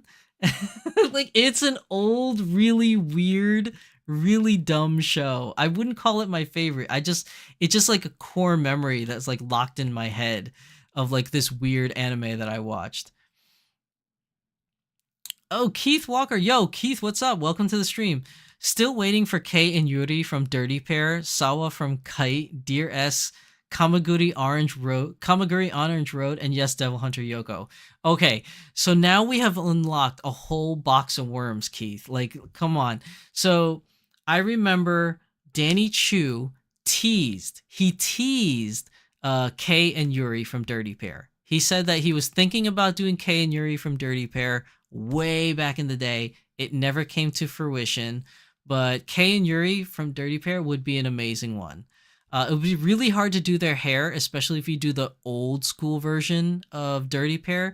Now, if you do the newer Dirty Pair, actually, there's 3 versions. There's the really old one from the 80s. Then there's Dirty Pair from the early 2000s. And then I think they did another remake in like the 2010s. Like, I want to say 2010 or 2012, they did another remake of Dirty Pair. But like, that would be awesome. A Kei and Yuri. I definitely want a Yuri from Dirty Pair. Sawa from Kite. Sawa from Kite would be amazing, but I don't think anyone's gonna do a Kite anime collaboration. I really don't think they're gonna do it, because Kite was a very like, is a good show, but it doesn't really align with the shows that are on Volks, if that makes sense. So I don't think that's gonna happen. Deers would be interesting, although the problem with Deers collaboration is it's kind of, if I remember Deers correctly, it's kind of like reminiscent of Vocaloid.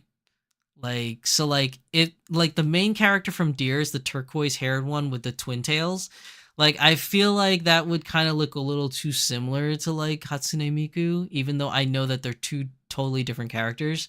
So I feel like that would create a problem.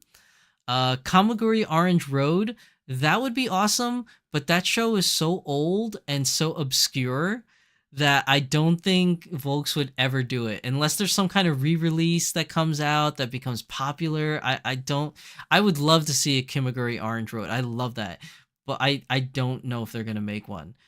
Devil Hunter Yoko, that would be amazing if they do Devil Hunter Yoko, but again, I think that IP or that licensing IP would not do very well with Volks's collaboration so far.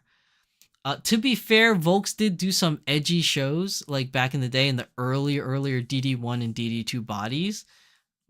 But I think nowadays, to release it now, I don't think Devil Hunter Yoko or Kite kind of falls in line with their model, so to speak, of dolls that they released recently.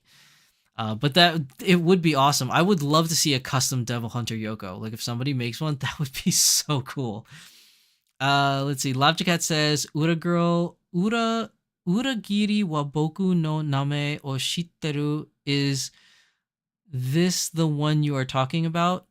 No, it's let me see. The one I'm talking about, let me find it. Odoboku. I forgot what the full name is. It's this one. Yeah, it's this one. So to answer your question, it's this one. Wait, where did I leave off? Who's asking? Lavjakat was asking. So Lavjakat, it's this one. It's called Otome wa boku ni koishiteru, which translates short Otoboku. I think the translation is "Maidens Are Falling for Me" is what they're calling it. This is one of my favorite shows from like back in the day. Does this even say here fall of 2006? Oh, so it's not as old. I thought that, I swear, I feel like this was like late 90s. I guess it's like mid 2000s. So fall 2006 this came out. This was like a really, really cool show. But it's really edgy. Like I want to say edgy. Maybe it's not edgy in today's standards, but like back then it was a little bit edgy because the whole point of the show was the main character is a young man, teenage young man, his high school years. His grandfather dies, I believe it was. No, his grandfather, his mother died when he was young. And then his grandparents that raised him said that I would love for you to attend your mother's high school so that you can, kind of feel and grow up in the same place that your mother did and go to the same classrooms that your mother did, and have that same experience and have that connection with your mom because you didn't have that growing up because she died. But then it turns out that the school that his mom went to was an all-girls school. So in true anime fashion, the main character basically had to dress up as a girl and pretend to be a girl so that he can go and attend this very haughty-taughty private school. So I think in today's standard, this is just like a regular kind of BL show, but I think like back then it's kind of edgy. Because there weren't too many of these things back then. Like there was a very small handful that I know of from like back then that was kind of like this. Like there's another show called I My Me Strawberry Eggs. I don't know if you guys remember this show, but it's called I My Me Strawberry Eggs, where it's the same premise but slightly different. So let me see, now you guys are making me like think about all these old shows that I used to watch that are really weird. So like, let me see. I My Me. Okay, here it is. I My Me Strawberry Eggs. So here, so so there's this other show. So this one's called I My Me Strawberry Eggs. This is a show I watched back in the day. This is another show I really liked because I thought it was funny. So the premise of this show is super stupid. So in this show, it's like this guy is a young man. He's in his 20s and he just graduated from college. Young man just graduated from college and he wants to be a gym kyoshi. Like he wants to be a gym teacher, right? But the problem is he can't find a teaching job anywhere. Nobody will hire him. All the teaching jobs in all of Japan are not hiring for gym teachers. Except for one place. And the one place, I'm sorry, I'm blowing out your microphones. The one place that is looking for a gym teacher that needs a gym teacher is an all-girls school. So this guy goes to apply for a job to be the gym teacher at this all-girls school. And they flat out reject him. They say, no, we cannot have a male teacher in our all-female school. Like the students are all female, all the teachers are female. We cannot have a male teacher in our school. And then long story short, he meets somebody that has a grudge against the high school and decides to help him out. And he just happens to be like a makeup artist or something, whatever. And like he dresses him up as a girl, gives him this like voice changer thing for his voice. And that's like the little like the necklace, like the choker that he wears. It actually changes his voice to a female voice. And like he gets a job as a gym teacher at this school pretending to be Hibiki that's right, Hibiki Amoa sensei was her name. And like so he's like this female gym teacher, and as you could tell from a show like this, because it's very edgy, very weird, as you could tell, like he runs into all the most weirdest awkward situations of being a man in an all-women school pretending to be a woman. Like all the weird situation you can think of that like could happens in this show, and it's so unbelievably crazy and funny. Like I found it hilarious. Like it's hysterical. Let me see. Tempest says Chi was the first licensed Super Dolphy, I believe. Okay, so Lavchacat says I watch BL. Edgy is not a problem. Luxarius says BL fan, clap, clap, clap. Oh, just for you. Okay, let me see. BL fans, let's clap for you guys. There you go. There you go. You guys get a clap. All you BL fans, you guys get a clap. All right, Jay Louisa says, I actually remember the I My Me strawberry eggs. Luxaria says, Shizusan exposing himself? Whoa, whoa, whoa. Luxaria, what are you talking about? Listen, I am an enjoyer of anime. When I was very young, in my very young ages, okay, let me preface this by this. Now, this is going to sound like I'm making excuses, and you could take it for what you will. But like being a young anime fan in the United States in the 90s was very hard. Like you watched whatever you could get your hands on. The internet did not exist. Best Buy did not exist. They did not sell anime. Like any FYE, even though it barely exists now, they didn't have anime back then. Like anywhere you went, there was no anime. You couldn't get anime. Like Cartoon Network didn't even have the anime shows that they were showing until way later. So watching anime when I was growing up, you watched anything you could get your hands on. Like anything at all. So I watched everything. Like anything I could find and get my hands on, I watched when I was younger. And like and most of them were great. Like obviously you run into a couple questionable shows here and there and you're just like, okay, this is not for me. Like AKA like some kind of hentai stuff or something like that. Like usually those kind of things I'm just like whatever. But like, anything other than that, like you watched it, like whether it was good or bad. Like Curse of the Yoma was another one I watched, and like I didn't really want to watch it, but it is something that you can get your hands on. Pat Labor was another one. I didn't know anything about Pat Labor, but I just so happened to find it at like a local bootleg DVD store in Chinatown in New York. So I watched that. So anything you could get your hands on back in the day, that's what you watched. And it just so happens that Otoboku and I My Me was another one of those shows that I was able to just find back in the day, and I just watched them. Lindsay says, now the real challenge, the fun of the customization community, so you can recreate the things you really have passion about, but a company might never provide. Let me get this off of, let me take this off, because I don't want to keep showing you guys this I My Me strawberry eggs that you guys are making fun of me about. Logicat says, so it's a harem show, a guy with a lot of girls. Strawberry eggs is very sweet, but would not fly today. No, definitely not. I My Me strawberry eggs would not be released today. And if it did, it would probably go under the hentai section, even though it's not really hentai.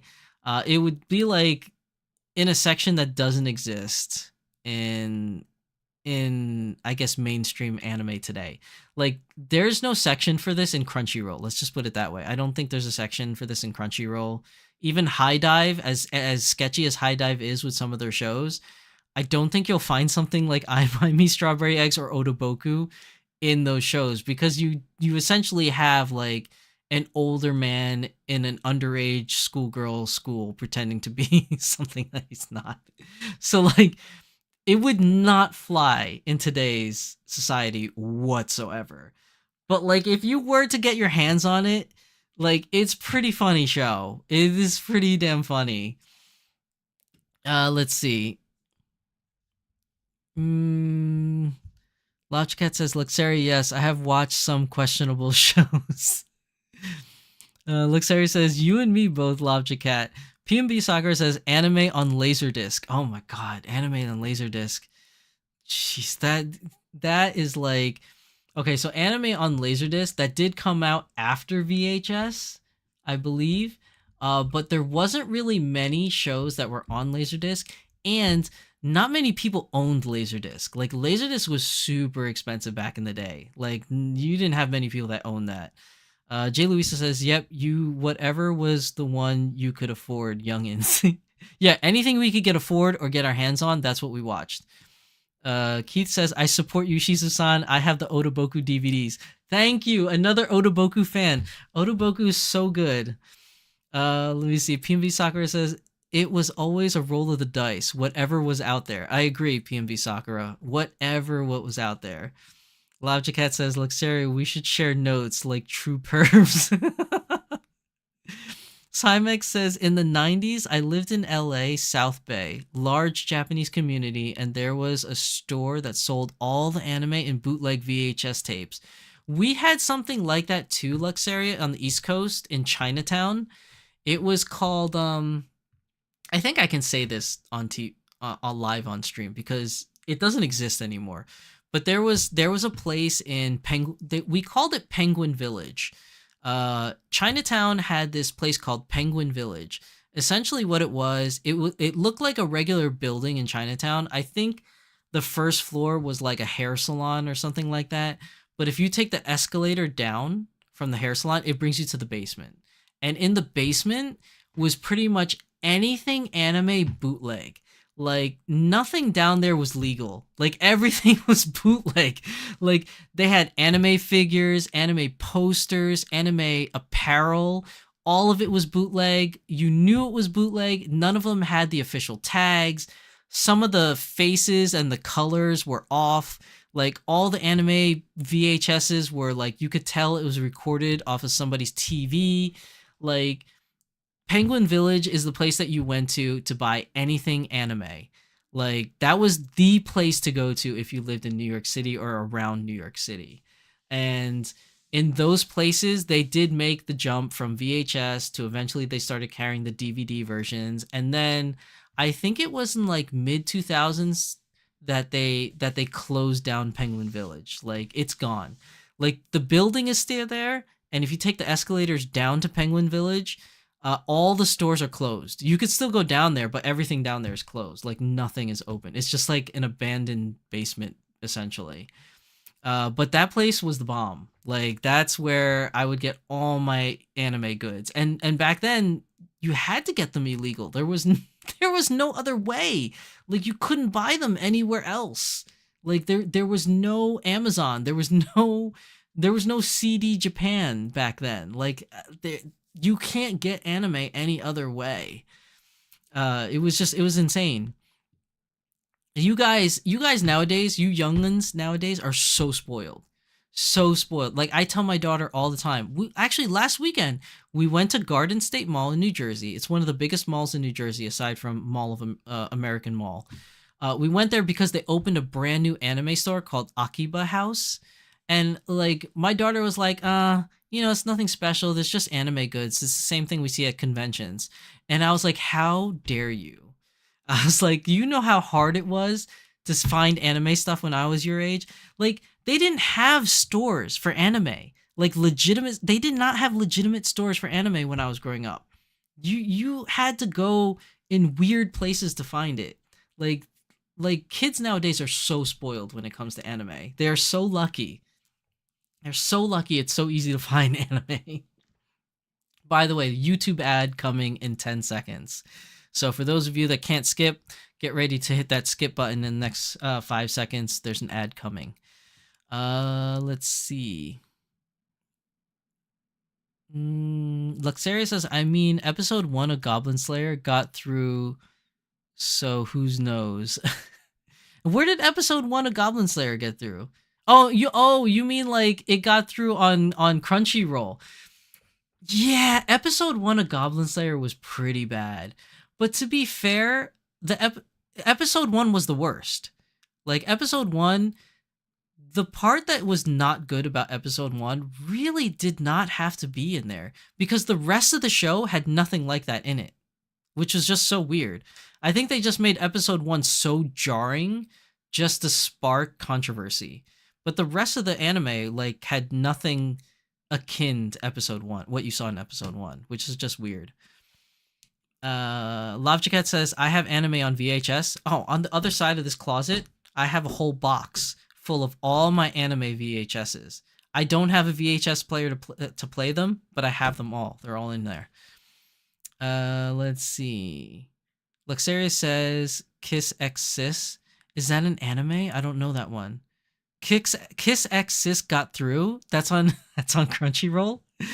David Kane says, I used to collect anime DVDs. I have 5,000 plus, but now stream all my anime. You know, I was the same way, David Kane's, and then I needed money to buy some of my dolls. I sold most of my DVD collection. There's only a few DVDs I kept because I really enjoyed the shows, and I kept those DVDs. But most of my DVDs I sold already. The Barbie Witch says, I remember Penguin Village. Yo, Barbie Witch, you went to Penguin Village too? Yo, Penguin Village peoples, what's up? Fist bump. Let's see what else. Also, hi. Yes, hi, Barbie Witch. Welcome to the stream. Lovejacat says, I mostly downloaded my anime, nowhere to buy where I lived in the 2000 plus fives. So you could download anime. When I was in college, which was in the 90s, internet just existed. And there was this program, I don't know if anybody knows what it's called, but it was called Napster. And then afterwards, it was called LimeWire. And you could download anime for free from there. Of course, it was illegal, but you could download anime for free. Here is the catch. You never really got the anime you wanted.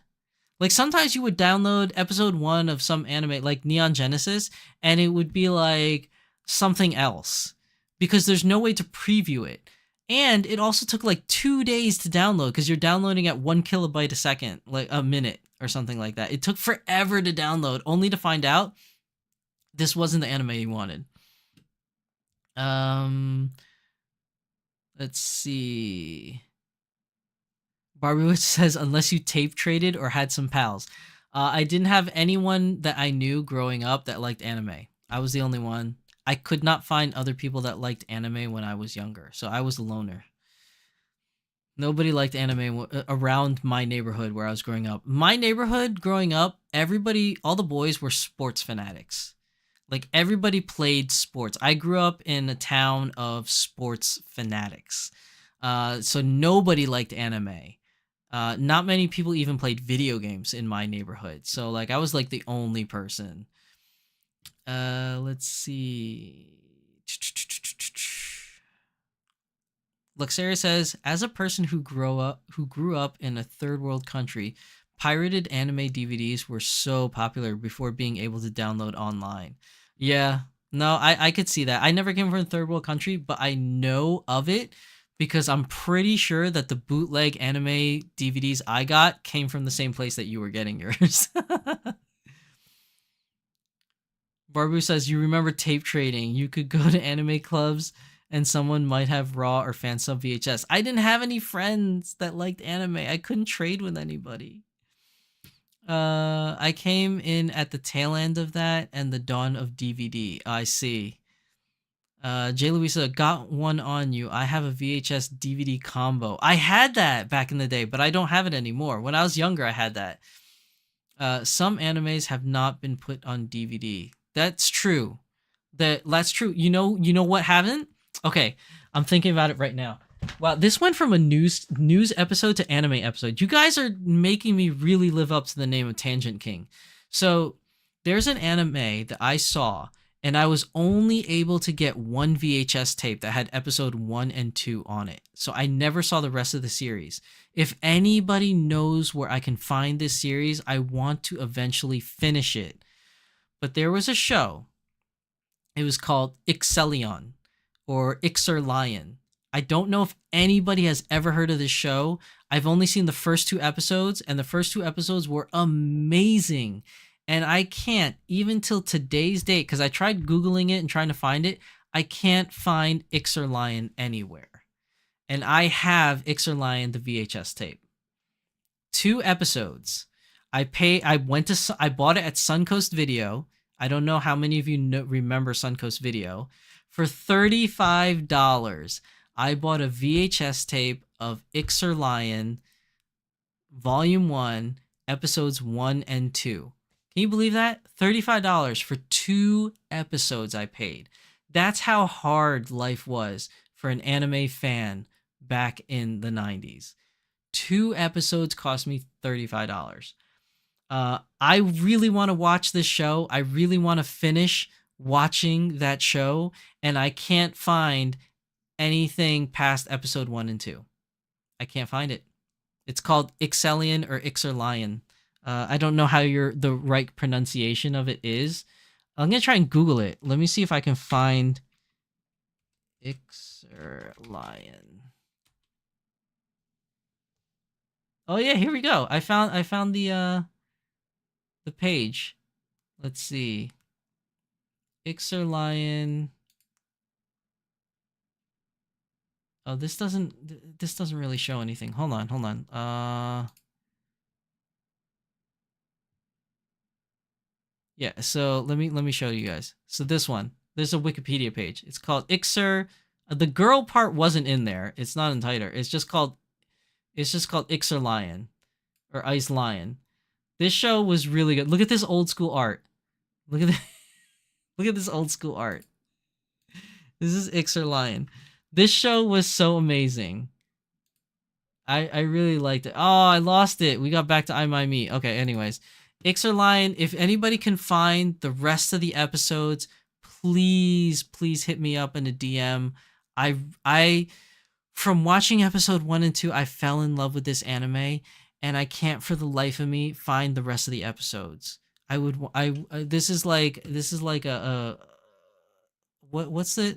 a holy grail for me. This is a holy grail for me. It's an anime I fell in love with, and I could never finish it.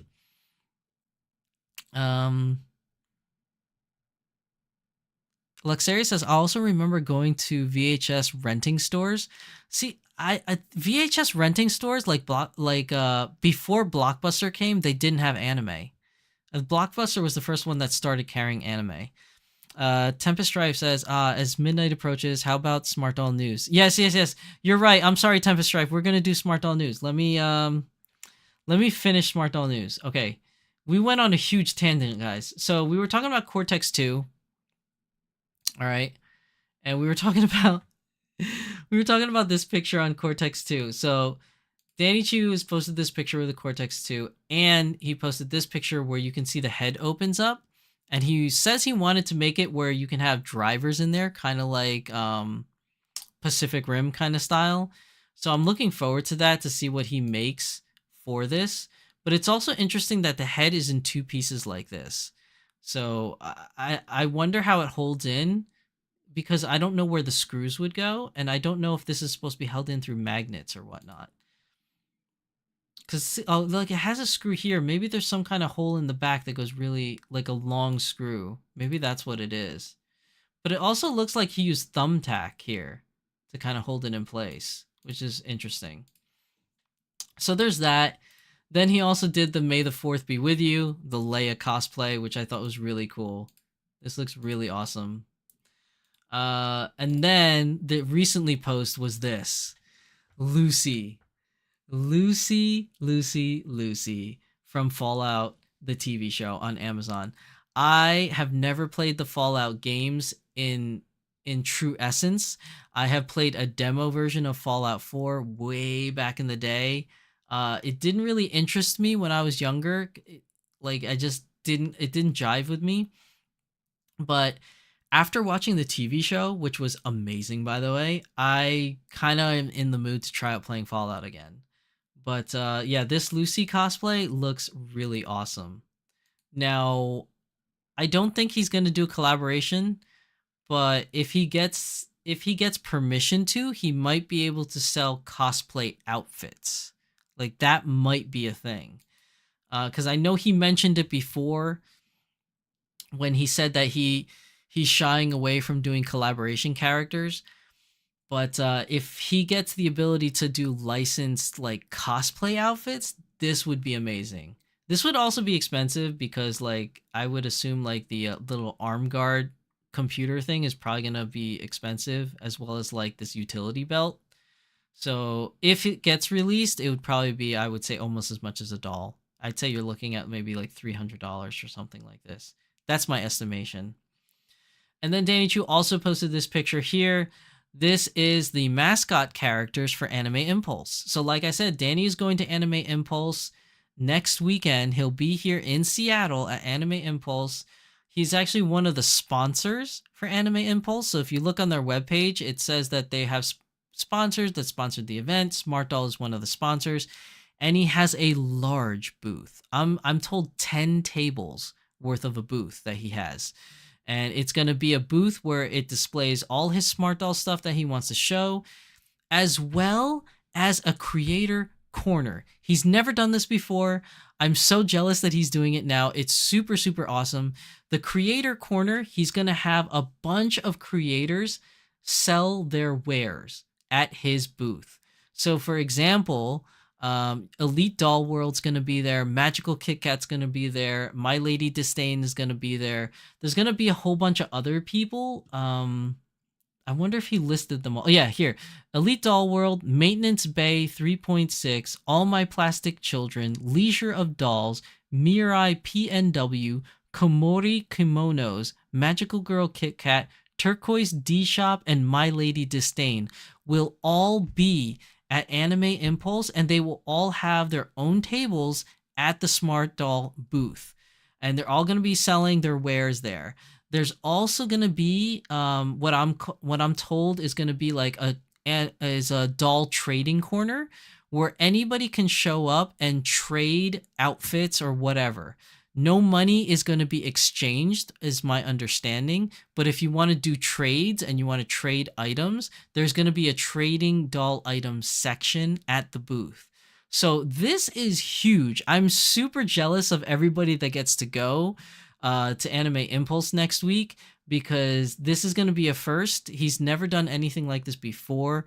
This is going to be super awesome. I can't wait to see everybody's pictures, everybody's videos of the event. It's going to be so much fun. I'm super jealous. This Anime Impulse in Seattle is going to be huge for Smart Doll people and the doll community, and for anybody that is lucky enough to go to Anime Impulse that didn't know about dolls, that's going to see this and might become a new member of the doll family. But yeah, if you're interested, Anime Impulse next weekend, Danny Chu and all these other content creators are going to be there peddling their wares. It's going to be amazing. I'm super jealous. Like, that's going to be a lot of fun. But again, these are the two mascot characters for Anime Impulse, and Danny Chu made mascot characters for their show. I don't think they're going to be for sale. This is just for the show people. Now, also for the Smart Doll stuff, there's something I wanted to talk about in the Smart Doll news here. I believe it was this one. This was a recent release. This came way out of left field.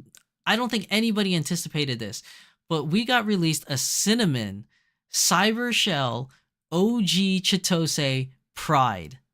Like, everything, almost everything in the kitchen sink was thrown into this doll except for the fangs.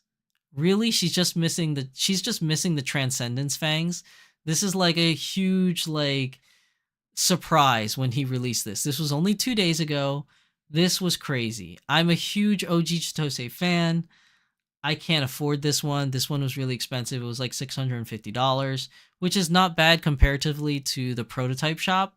But I'm just saying, like, I have no money for this one, especially since I just purchased the doll. So I really have no money. And I'm finally taking the family out for a family vacation coming soon, which, by the way, when I do take that family vacation, there will be no episode that Friday or the Friday prior because we're going to travel far. We're going to take a plane and go out. I will tell you guys once plans are solidified. But yeah, there's going to be 2 weeks missing that I won't be streaming because I'm finally saved up enough money to take my family out on a proper family vacation. We haven't went on one since I think it was 2015 was the last time I took the family out for like a real epic family vacation. And I've been saving for a long time for this. So yeah, next month I'm going to take the family out on a well-deserved vacation. So yeah, I have no money for OG Chitose. I have no money to go to Anime Expo, Anime Impulse in Seattle. So yeah, family comes first. But you know, this OG Chitose came way out of left field. Was not expecting that. There's a bunch of re-releases of some other girls. We also had the release of Looking for Trouble. Looking for Trouble finally got released. Super, super awesome.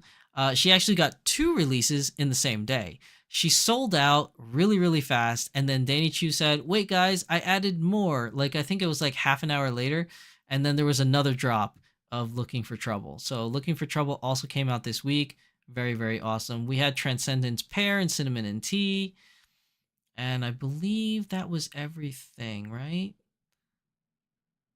Yeah, I think that was...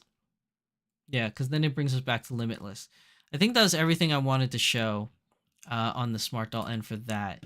And then we also have the timeline updates. So let's check out the timelines.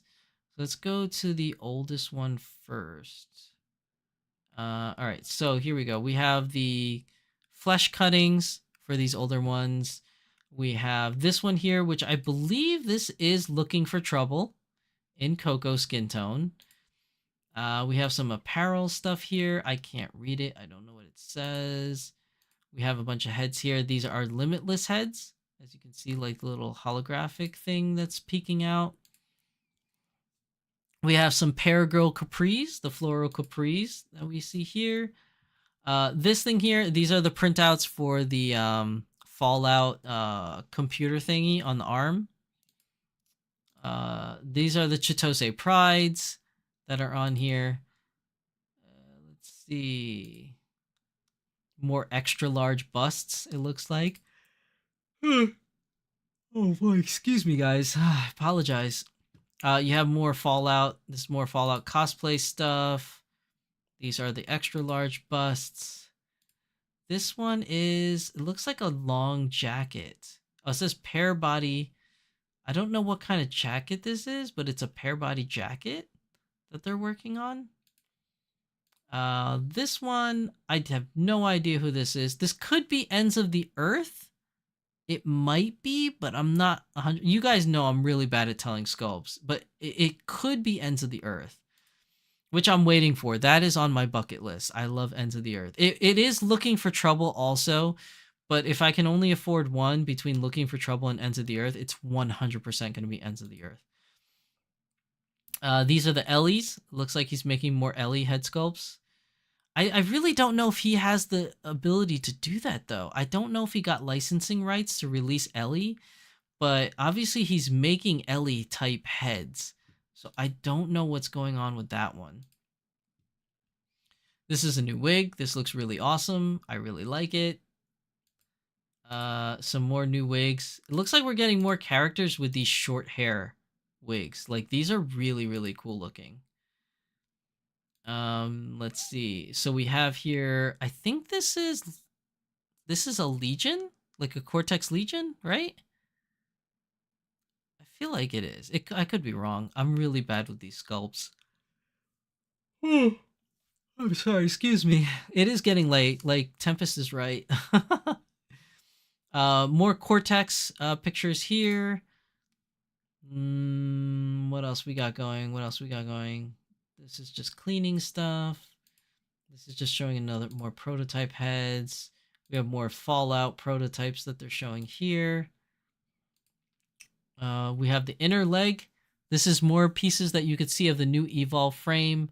This is version I don't even know. what version we're up to.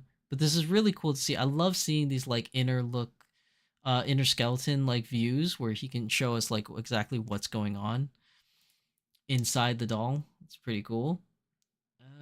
Let's see some more stuff here, like looking for troubles here, another looking for trouble. So it looks like Ends of the Earth is not ready yet. Let's see. I love these like straight gray wigs. They're so nice. I really like them. All right, so then it looks like from here on this cortex thing that there is something on the top of the head. Now, I wonder if that's a plate that is removable so that you can do other things, such as a magnetic top for like ears or anything like that, or any accessories that stick to the top. It's quite possible that it could also be removable so that you can like get easy access to head to change things. Or he's just showing you like basically just more pictures. We obviously we don't know because Cortex is not released, so we really don't know. And this is the timeline, so it's not like this is accompanied by any kind of like description. But it's just cool to see. And then more Smart Flush stuff. MO2 head. I don't know what this means. What is that? 202405, I think. MO2 head. Honestly, I don't know. I don't know what we're looking at here. A lot of the smart doll analysts, quote unquote, from My Lady Disdain's channel, who are really good at sculpts, might be able to answer the question of what this is. Also, you guys need to tune in to My Lady Disdain's live streams every Monday if you're not already doing it. Because they go much more in depth into smart doll stuff than I do. They also have like a really good community over there that does a lot of research and, you know, really participates in the community and gives out a lot of really great information. But like, you know, I don't normally do that kind of stuff. I mostly just talk about what I like and what I think is interesting and really cool. But if you're looking for like the nitty gritty, cover every aspect of smart doll culture and stuff, you need to check out My Lady Disdain's channel. You know, because my channel is a cluster. It's a cluster mess of stuff. I am so happy that you guys are sticking with me and actually watch my channel continuously. But yeah, I cover like everything that really interests me, and like, you know, I try to meet like-minded people that like the same things I like. So, you know, if you're really into like Dolphy Dream stuff, anime collectibles, anime collaborations, which mostly come from Dolphy Dream, as Smart Doll doesn't do as many collaborations. I cover a little bit of Azone because there are some Azone stuff I find really cool. And obviously I cover Smart Doll stuff because I absolutely love Smart Doll and I believe in Danny Chu's vision. You know, it's just that Smart Doll doesn't do many anime collaborations. So, you know, if I want to get my fix on anime collaboration stuff, that's why Dolphy Dream is in the picture. But if you guys need more up-to-date information and the nitty-gritty on Smart Doll stuff, My Lady Disdain's channel is like the best place to go to. Let's see. We have another ad coming in 1 minute, so I'm just giving you guys that heads up. But that's basically everything on the timeline for the month of May so far. That's on here, and that covers everything for Smart Doll news this week. So that's pretty much the news this week. This is a very long episode because we went on huge tangents. I do apologize, as I always do so many tangents. I am the Tangent King, and hopefully maybe one day I can get the Court of Tangents back together online on Zoom, and then we can have an entire long episode filled with tangents. But I do apologize. It is supposed to be a news episode this week, and we did cover the news, but we did do a lot of tangents. So 5 seconds, ad is going to run, so just make sure you guys hit that skip button so that you can come back to us. Chair is sinking again. This chair is going to be the death of me, I swear. All right, let me go back to chat because I had to stop reading chat because I totally forgot about the news. So let's see. What did you guys say? Because I know you guys are saying a bunch of stuff. PMB Sakura says fan subs using BitTorrent late 90s, early 2000, I think. Yeah, there was a lot of fan subs back then. Lobchcat says, a bit of knowledge for you, us people. Here in Sweden, there is 3 bookstores that have fantasy sci-fi board games, and also anime. 3 stores in the country, the only physical anime and manga merch. At least you guys got 3 stores, man. I know nowadays in America over here, we have lots of stores now, but when I was growing up, we didn't have any stores when I was growing up. Keith says, I have the tape. Wish it came on DVD too. You have Ixer Lion also? Because, I'm assuming you watched it, obviously, because you have it. Ixer Lion is so cool. I want more episodes of Ixer Lion. Somebody please find it for me. The Barbie Witch says, if you can ever time travel, come to the MIT Anime Club when visiting Boston. Their viewings were open to everyone in the past. Oh, really? That kind of makes sense to me, because MIT is filled with a bunch of really smart nerds, and like, nerds and geeks love anime. Everybody loves anime, but I'm just saying, when I was growing up, the only people I knew that did actually like anime at one point were all nerds and geeks, or considered nerds and geeks. I was not smart enough to get into MIT, nor did I know anybody that went to MIT. So I probably, even if I lived in that area and could go there, I wouldn't have known that existed. Barbie Witch says, they stopped that a few years ago, though. That's where I first saw Rurouni Kenshin. Oh, Rurouni Kenshin. The original Rurouni Kenshin. So good. I own every single DVD of the original Rurouni Kenshin. I think they're remaking it now, aren't they? I think there's like new Rurouni Kenshin episodes or remade episodes. Queen Nova collects. Welcome Queen Nova to the stream. Queen Nova says, I used to watch anime from Game Boy video cartridges. What? They had anime on Game Boy video cartridges? What? I did not know about that. When I would be grounded from TV as a child, that's how I got past it. But those only had ones like Yu-Gi-Oh, Pokemon, and Dragon Ball. What? I did not know that. I had no idea. The Barbie Witch says, I think my friend Neil might have that Ixer. That is. I feel like he might have worked on that. He worked on it? I will inquire. Okay, get back to me, Barbie Witch. Definitely. Greyfeather says, look at that Pip-Boy. Yo, Danny's like really into Fallout right now. Barbie Witch says, I just powered through that show yesterday. I would buy this doll. Lucy is the best girl. Lucy is an awesome character. Although I have to say, in the very first episode, Lucy had me very confused. The whole show got me very confused, but Lucy made me really be like, what is going on? Because maybe I'm just an old man and I'm looking through things from my old man eyes, and very traditionalist kind of eyes, I guess you could say. But it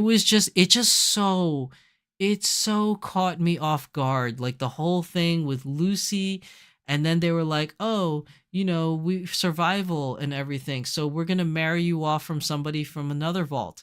I get that. That makes sense because you don't want interbreeding or anything like that. So you have to marry someone from somewhere else so that you can, not do interbreeding and things. But the fact of how open she was to get jiggy with that dude, you don't even know him. You only know his name. When you got married to that dude, you didn't even talk to him. It didn't even show any scenes of them talking. They didn't even get to know each other. They were just like, hey, we're married now. Let's just do the horizontal mambo. And I'm just like, what is going on with this show? And then her cousin, what? She was like, we're only cousins. This is not sustainable. We're not supposed to be doing those adult kind of stuff together anymore. I was like, what? I was like, yo, my mind is being blown right now, how open they are about this. I was just like, what is happening right now? And I'm not saying I'm not saying anything bad against it, it's wrong or anything like that. Listen, people do what people do, and that is their own thing. I'm not trying to judge. All I'm saying is that it really caught me off guard, and I was super surprised about it. I just wasn't expecting it. I thought this was going to be a show about some weird nuclear family kind of thing. There's a fallout, obviously, because of nuclear war, and it's just them struggling to survive. I did not know crazy stuff like that was gonna happen. Like, I was just like, what? It caught me for like, Lucy is very, very casual about who she sleeps with. And that really threw me for a loop. Like, almost every boy that she has met on that show, she was just like, so you guys wanna, and I was just like, what are you doing, Lucy? No, please, Lucy, don't, no. Ah, like, I was going crazy. I felt bad for the girl. I was just like, why are you doing this? Like, and like, she is free to do, even though she's a fictional character, she is free to do whatever it is she wants to do. She has every right to. I just, me as a parent, like, I was just freaking out. Like, I was just like, no, Lucy, please don't. No. No. Like, I was just like, I just see things differently now, I guess, because maybe because I'm a dad or something. I'm just like, I see this young girl and I see her like, dudes, and I'm just like, my traditionalist mind, I'm just like, oh no, what are you doing? No. But like, obviously, she's obviously a woman. She's an adult woman. She can make up her own mind and make her own decisions. I know this is a fictional character. I'm just getting way too attached to the show because I really like the show. But it just really, really caught me for a loop. I just was not expecting that whatsoever. Let's see. What else are you guys saying in chat? Tempest says it looks like a date. Oh, she's talking about the head. Like this head. This picture with the head with the numbers. I guess that's a date. You could be 100% right. Simon says tangents. Yep, Tangent King. I just wanted to make sure you got some rest because tangents are fun. Luxair says I enjoyed the tangents. I'm glad you guys enjoy the tangents. I really do, because maybe I have ADHD or something, but I can't focus on one topic. I get very easily swayed, and then I end up going on crazy tangents. That's why I feel like I'm the Tangent King. Tangentarino, thank you, Barbie Witch. Tangentarine. I will happily wear the crown of Tangent King. I really will. Keith says Ixelion only had 2 episodes, sadly. Anime Works released Ixer 1, US Manga Corps released Ixer 3. Are you serious? It's only 2 episodes? But they ended episode 2 at a cliffhanger. Like, they showed it to you where it clearly could have an episode 3. Oh, that's so disappointing. My dreams are dashed. I'll never watch any more Ixelion or Ixer Lion. I don't know what it's called. The Barbie Witch says, I wasn't smart enough to go there just to work there. I went to the club before I worked there. Oh, I see. Okay. Barbie Witch says, Lucy and her loose morals. She does have very loose morals. But then again, it is a post-apocalyptic era. Times were different, during their time. Rules are different. So, but what I do like about Lucy is that no matter how quote unquote loose her morals is or whatever, she was very, very open-minded and very like centered. Like, like she had a good heart. Like everything she did was for the betterment of herself and others. Like she was very thoughtful, and they raised her right in that respect. Tempest Stripe says that's what human conditioning does. What, loose morals? Human conditioning? Barbie Witch says the joke about her having sex with her cousin weirded me out. I don't think that was a joke, though. I think that was real. Like in their world, in their universe, I think that was real. And hear me out. Hear me out. I feel like that, I can see that happening. Like if you live in a vault, right? With a maximum of, I don't know how many people are in that vault, but let's say for sake of argument, there's 30 people in that vault. And let's say out of the 30 people, they are all married couples. So that means there's only 15 families in that vault. There's only so much intermingling, like, having babies that can happen before you having weird, like, genetic things happening because, incest is a thing. So, like, they have to do these things where they exchange partners from other vaults so they don't have that weird intermixing. But when you only have 15 couples, which means that the children, however many children that they have or whatever, eventually they're gonna be brothers and sisters or cousins at some point. And I guess when like nature calls and human desires kind of come in, when you're only 15 people essentially, not including the couples, there's not much for choices if you're trying to like satisfy a certain need, I guess you could say. So while I don't really think it's right and I don't really condone it, but people are still allowed to do whatever it is they want to do, I don't think that was a joke. I think that was real. Like her cousin was really hardcore into her. Like if you remember in the show, like he loved Lucy. He was in love with Lucy. So like it, it was just wild. The whole first episode threw me through a loop. Like I was losing my mind the whole first episode. Barbie Witch says, "What she does with other guys in the script is her business." Yeah, no, you're right. It is her business. She's free to do whatever she wants. I'm just saying, as a viewer, as an onlooker, I was really caught off guard. Lobcat says maybe she is depressed and the breadstick it gives her serotonin. Maybe. I want to say maybe. Luxaria says not ADHD, just passionate. I guess. Oh, that's nice of you, Luxaria. Thank you. I am very passionate about what I like. Okay, the Barbie Witch says, I will put this to you and not push this farther than this. If Lucy was a guy character doing this, would you feel as scandalized? Yes. Yes, I would. Because I was raised in a way where like I was taught that, that thing, that act was reserved for special people, usually the person that you married. And even though I'm not a very religious person per se, I was raised religious, but I don't practice or anything like that. Um, I just really believe that like whoever is going to be your partner in that act, for me personally, I'm not saying for you, I'm not saying anybody should follow this advice. I'm just saying for me personally, like I think it's a very intimate, special thing, and I only want to share it with my very intimate, special person who happens to be my wife.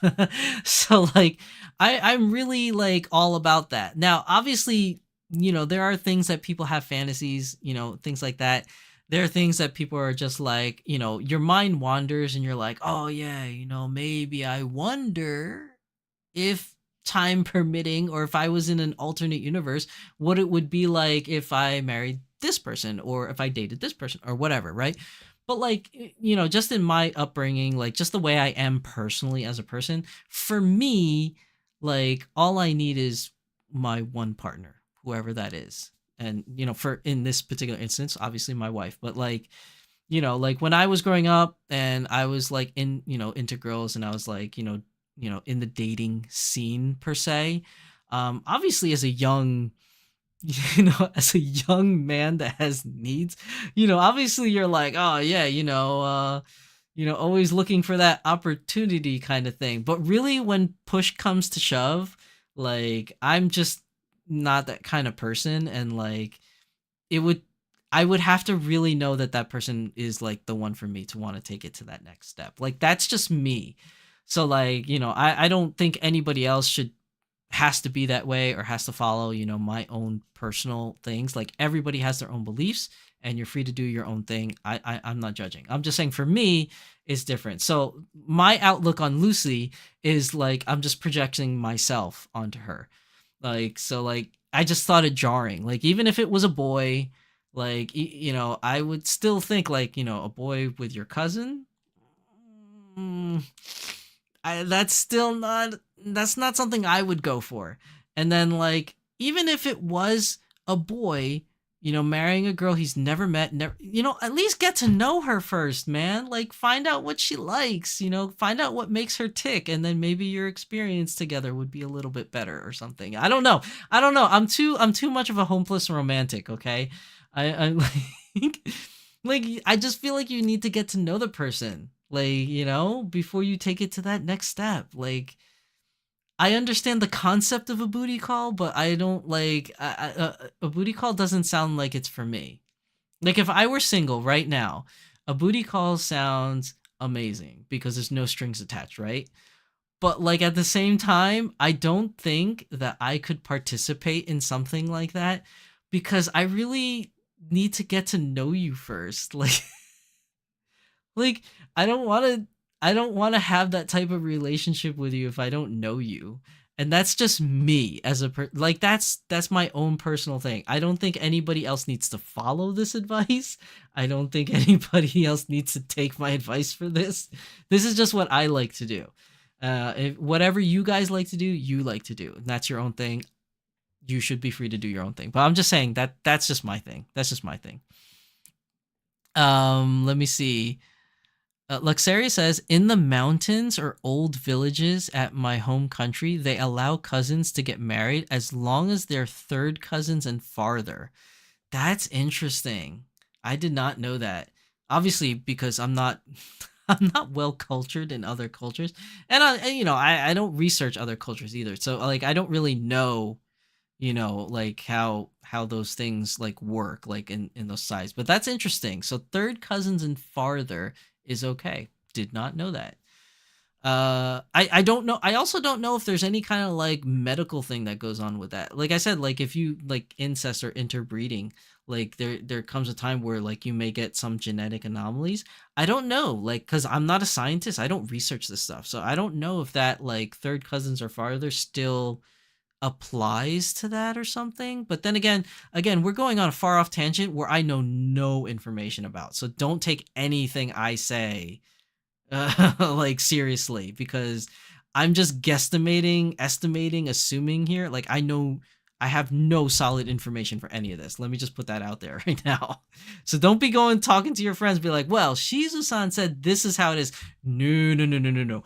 I'm just guessing. I have no idea about this subject at all. Let's see.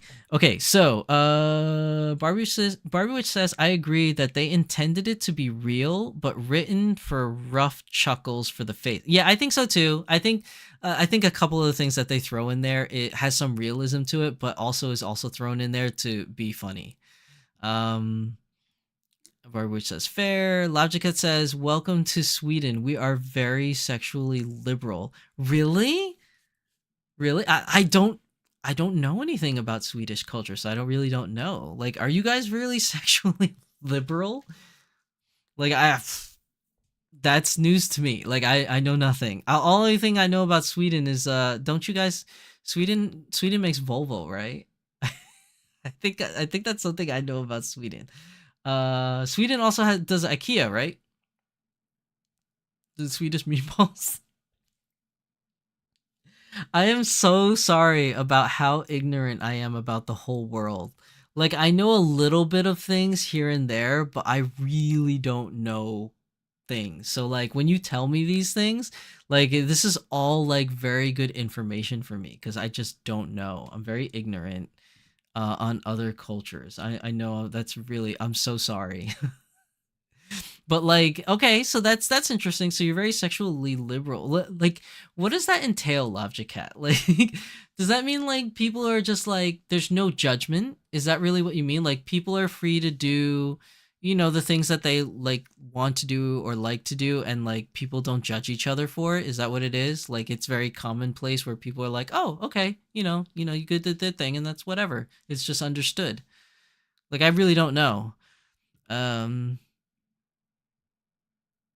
Barbie Witch says, I thought that I'd have one partner until that one partner blew up our marriage. After that, well, the enchanted glass was shattered.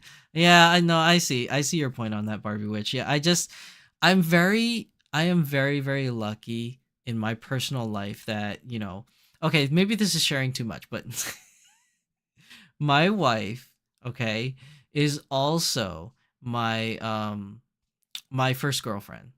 So like I met my wife freshman year of college and we've been together ever since. She is my soulmate, she's my one, she's my everything. So I'm very lucky in that respect that I didn't really have to go through the dating. Like I went through the dating pool and there were girls that I liked, but it never got past like the first date stage. It was more like if I was even lucky to get a first date, it was like a very bad first date and never saw them ever again. Like like it was just bad. Like I also was like very geeky and nerdy. I like back then I didn't understand why girls didn't like me because I thought I was cool. But like looking on it now, like in retrospect, man, I was a big dumb nerd. Like I was such a nerd and a dork. I I don't even know what my wife saw in me, to be honest. Like if I'm being really honest, I don't even know why my wife don't wanted to date me.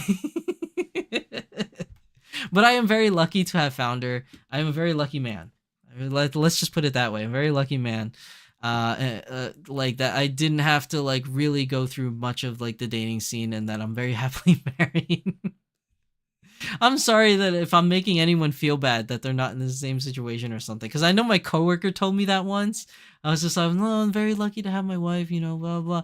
And she was like, wow, way to rub it in. And I was like, oh, I'm sorry, I didn't mean it that way. So like, oh my goodness. Let's see. Let's see. Lobstercat says you can get to know a person in 5 minutes. Really? You can get to know a person like that well in 5 minutes? I don't know. That seems very beyond me. Like I don't understand it. Jay Louisa says, and IKEA. Lobstercat says Sweden is known to be sluts. Don't say that.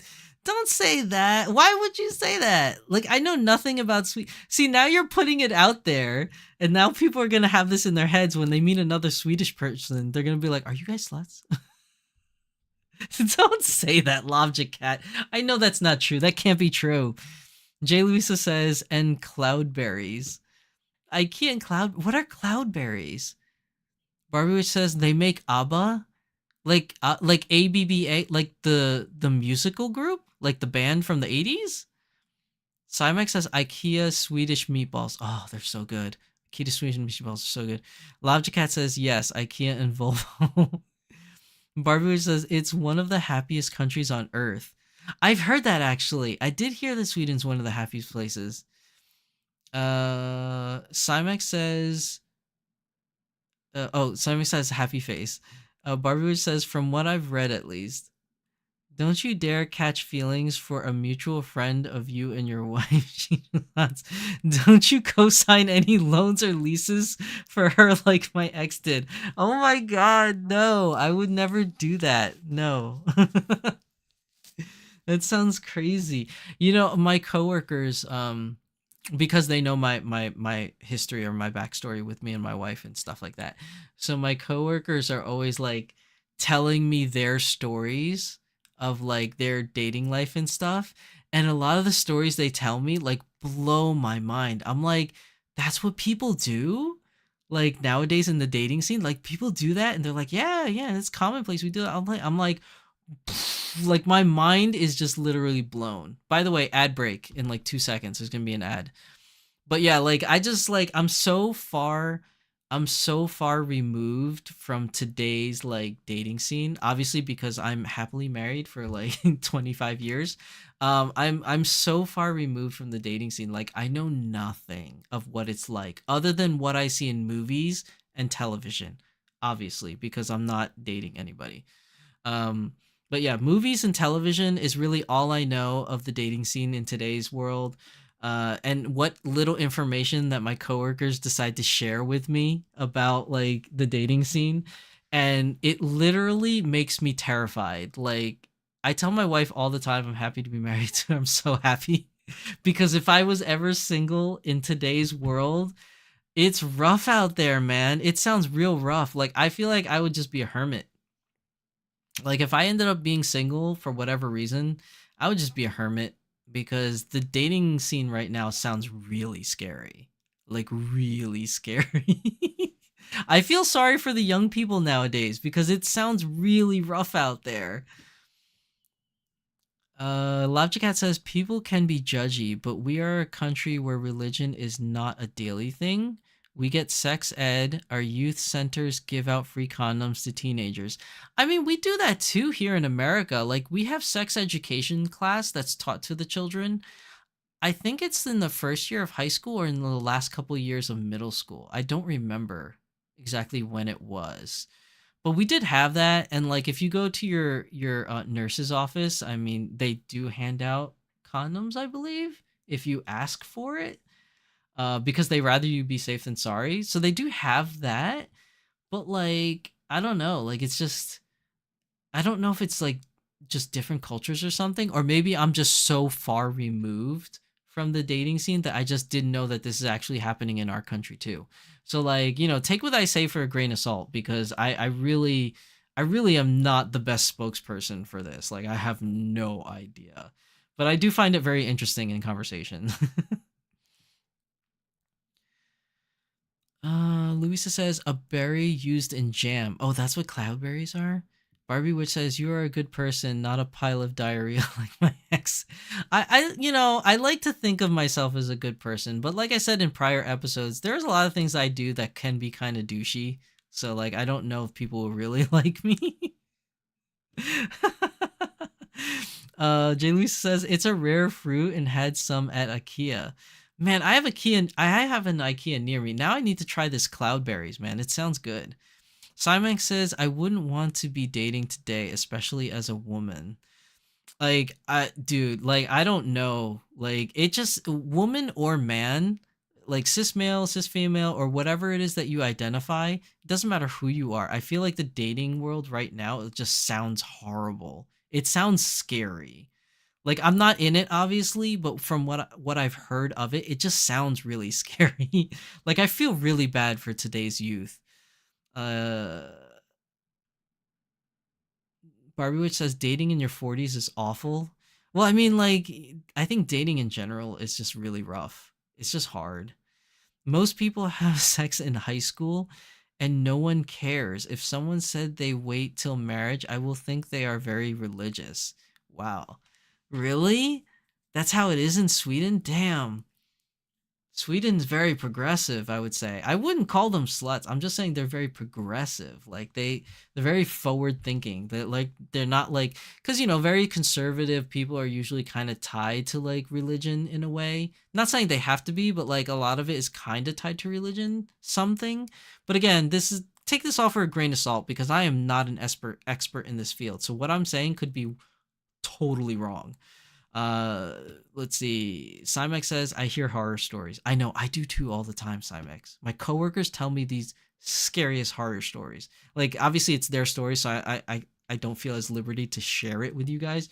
But I've heard some where I'm just like, damn, that happens? Wow. Barbie Witch says, guys have some kind of religious standards, like you better not have baggage and meet my ridiculous standards and be my therapist. To be fair, I think we both are. I think both, whatever you identify as male or female or whatever, we all come with our own baggage. I don't think anyone is really free of that. We all have some sort of baggage of some type. PNB Sakura says, I will agree to that, Barbie. Dating in your 40s is tough. Oof, it sounds tough, man. Like, it really does. Cat says, it's common stereotype that Swedes are blonde and super hot and sex hungry. Nudity is not really shame. Damn, Cat, just you're just like really edifying us, educating us on the cultures of Sweden tonight. Like that's crazy. I did not know that about Swedish people. Like that's pretty crazy. I didn't. Wow. Like the things you learn on the Doll Symposium. Let me just say. Let me just say that the things we learned on the Doll Symposium today is very very interesting. Can we give everybody in this chat a roll of applause, please, or a hand of applause? Like, why isn't it working now? Oh, there we go. There we go. There we go. Everybody clap. You guys have all been great sports about this very weird topic, even though we're supposed to be talking about the doll news. Let's see. Barbara says, I've been taking an extended break from dating because the last guy I dated was too much of a dumpster fire. He was a liar, cokehead, effed up bum. Oh my goodness. That sounds horrible, Barbie. Nobody is honest. Dating apps are the absolute worst. I watched a documentary on YouTube about dating apps and how it's bad for like I guess the point was it's bad for humans as a species, like a human race. Like it's just not good. Cause it just like oversimplifies like a person down to like a swipe right or left, like not even as they're a person. They're just kind of like basing you on your looks and just objectifying. It's just hard. It's just horrible. Like if I remember what that documentary was, you guys should watch it. It's scary. Um Barbara says nobody is without baggage, especially in your 40s. Of course you have baggage. Yeah, for sure. Especially if you're in your 40s, you have baggage. That's true. Like Sarah says, dating for an indoor person like me is non-existent. I'm with you there, Luxaria. I am very much so an indoor person. I don't like going out. The most I go out is when my family or my wife wants me to take them somewhere, or if I have to go to a convention. Well, not have to, but when I go to a convention to do like panels and stuff, I don't normally go out though. I'm very much so a house cat for sure. So I'm right there with you, Luxaria. Mario says it's like PBS. It's educational content. Well, technically, this isn't an informational show. It's just we're talking a lot about information that has nothing to do with dolls right now. Oh my goodness. We talk here since you still don't have Discord. Yeah, you know what? You're right. I don't have Discord. To be fair, even if I started my own Discord server, I probably still do most of my talking here, probably. It's just too many social media platforms to like communicate on. Like I already have a hard enough time keeping up with like X or Twitter and Instagram. Very difficult for me. So like having another avenue like Discord to like manage, I feel like I'm gonna lose my mind. Lobcat says no one here would even try to shame a teenager wearing tops or shorts unless you have a special job. No one would complain about you having casual clothes or tattoos or blue hair. Oh my goodness. Well, I mean, technically here in the States, people can dye their hair any color and normally people won't say anything. Same thing with tattoos. Normally people don't say anything. At least where I live, like nobody really cares.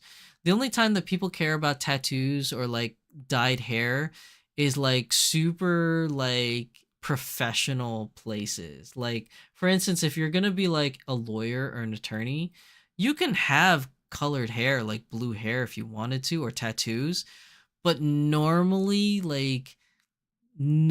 attorneys don't have that. And if they do, they hide it. Like if they have tattoos, it's usually in a hidden place where you don't see it. I don't know any attorneys. Like it's not like I know many, but like I don't think I've really seen many attorneys that have dyed hair other than normal colors like black or like brunette or something like that, or blonde. Like you don't see many lawyers with like blue or green or whatever color hairs, like purple hairs. But for the most part, like usually almost anybody around here has tattoos and dyed hair though. Let's see. PNB Sakura says we all have our quirks, and the older you get, you are more inclined to start to be set in your ways. You know what? That's funny that you say that, is that we all do have our quirks, but what I'm realizing now that I'm old is that I used to hide my quirks when I was younger. I would hide them and not let anybody know of my quirks. But now that I'm old, I just don't care. I tell everybody and I show everybody my weird quirks. And I am not ashamed to show it. Like, cause I guess it's just I'm old. I don't know if it's because I'm married and like I don't care anymore or something. But like I just show everybody my quirks. I am not afraid to hide anything about me. Like it just doesn't bother me anymore. Like I used to be like in my 20s, if I was a part of this hobby in my 20s, I think I would be a little scared to tell people about me participating in this hobby. I probably would be. Because when I was young, I was very scared to share anything about my personal life. Nowadays, I don't care. I really don't care. I can talk about anything. It doesn't bother me. I'm proud to be whatever it is that I am. And I only say it that way because I don't know what the right term is to even call myself. Like, am I a geek? Am I a weirdo? Am I a nerd? Like, I don't even know what classification I would fall under because I think I would pretty much fall under all of them. Like I'm like weird in like every single way possible, I feel like. like I'm a little bit of everything. Nurses with full sleeve, not a problem. Cashier with pink hair, cool. Yeah. Yeah, that's not a problem around here. Nurses, I've seen plenty of nurses with like full body tats. Like I don't see many surgeons or doctors with full body tats though, but I do see nurses like that. Um Cymex says, I let my quirk flag fly. Yeah, me too, Cymex. Like, I don't care. I'll tell everybody my quirks. Like Sarah says, it's definitely is because you're already married. Yeah, no, I think that's a huge factor because if I was single and I was looking to get to get into a relationship, I think I'd be a little hesitant about telling people certain things, at least on the first date. I mean, obviously you don't want to hide and lie to your potential future partner or whatever, but like definitely I would ease them into it, you know what I mean? Like I don't think I would throw it all in their face on the first date. Like I feel like I would kind of ease you into my weirdness and see like how far I can take it before you actually say I don't want to do this anymore. I'm out of this relationship. This guy is way too crazy. Ad break coming in 5 seconds. There's gonna be an ad, guys. Let's see. Barbie Witch says, I dated an attorney. He had secret tattoos and also wasn't actually registered with the bar, like a cosplay attorney. Oh my god, that sounds bad. This sounds like terrible. Like that's false. That's falsifying. He's posing as something he's not. PNB Sakura, I told my whole tour group I was on last month about Amelia. The tour guide was impressed by the doll. Being older, it is better to just not care about what others think and enjoy the moment. I feel you on that, PMB. I feel you. Like when I go outside with my dolls and like I'm going for a photo shoot or I'm going to conventions and people see me, I just don't care. Like I hear them though. Like you know what I'm talking about, PMB. You hear them make those statements, those comments, you know what I mean? Like you hear the camera clicking when they take pictures. Like you hear it. Like I just don't care anymore. It is what it is. Like doesn't bother me. But anyways, I believe I've caught up on everything in chat. And guys, girls, people, my doll family, it is time. It is 3 hours into the stream. This is a long news segment and only 30 minutes of today's episode was actually the news. I think the other 2.5 hours was tangents. Like for real. Today was a beast of an episode. Like it was a tangent beast episode. Uh, but we are done for now. So thank you everybody for coming to today's episode. I really appreciate each and every one of you that come out to these streams and hangs out with me on Fridays. We definitely have an amazingly good time. Uh, so yeah, that's everything for the news today. Thank you. Oh, before we go, just one last plug for those of you that came later and wasn't here in the beginning. Geekdom Con, 2 weeks from now, May 24th to 26th. Anybody wants to go, the northern greater Philadelphia area, come on out, see our doll booth, come participate in the lottery for a free doll. I hopefully will see you guys there. So thank you for coming. Thank you for having very interesting and very weird conversations with me today, but in a good way. Like it was very weird, but I really enjoyed it. Like we had so much fun talking about weird stuff tonight. Thank you so much for coming and having a good time with me. Next week is an episode of Beyond the Doll. It'll be a more lighthearted episode because the last couple episodes of Beyond the Doll have been very, very heavy topics. And you guys have been all great about talking about those topics. But I think we need to tone it down a little bit and get into some fun topics. So next week should be a fun one and not too heavy of a discussion. So hopefully we'll have fun next week, and I will see you guys then. That's it for me, Shizusan, and my lovely little Artemis here. I'll see you guys next week. Take care. Bye.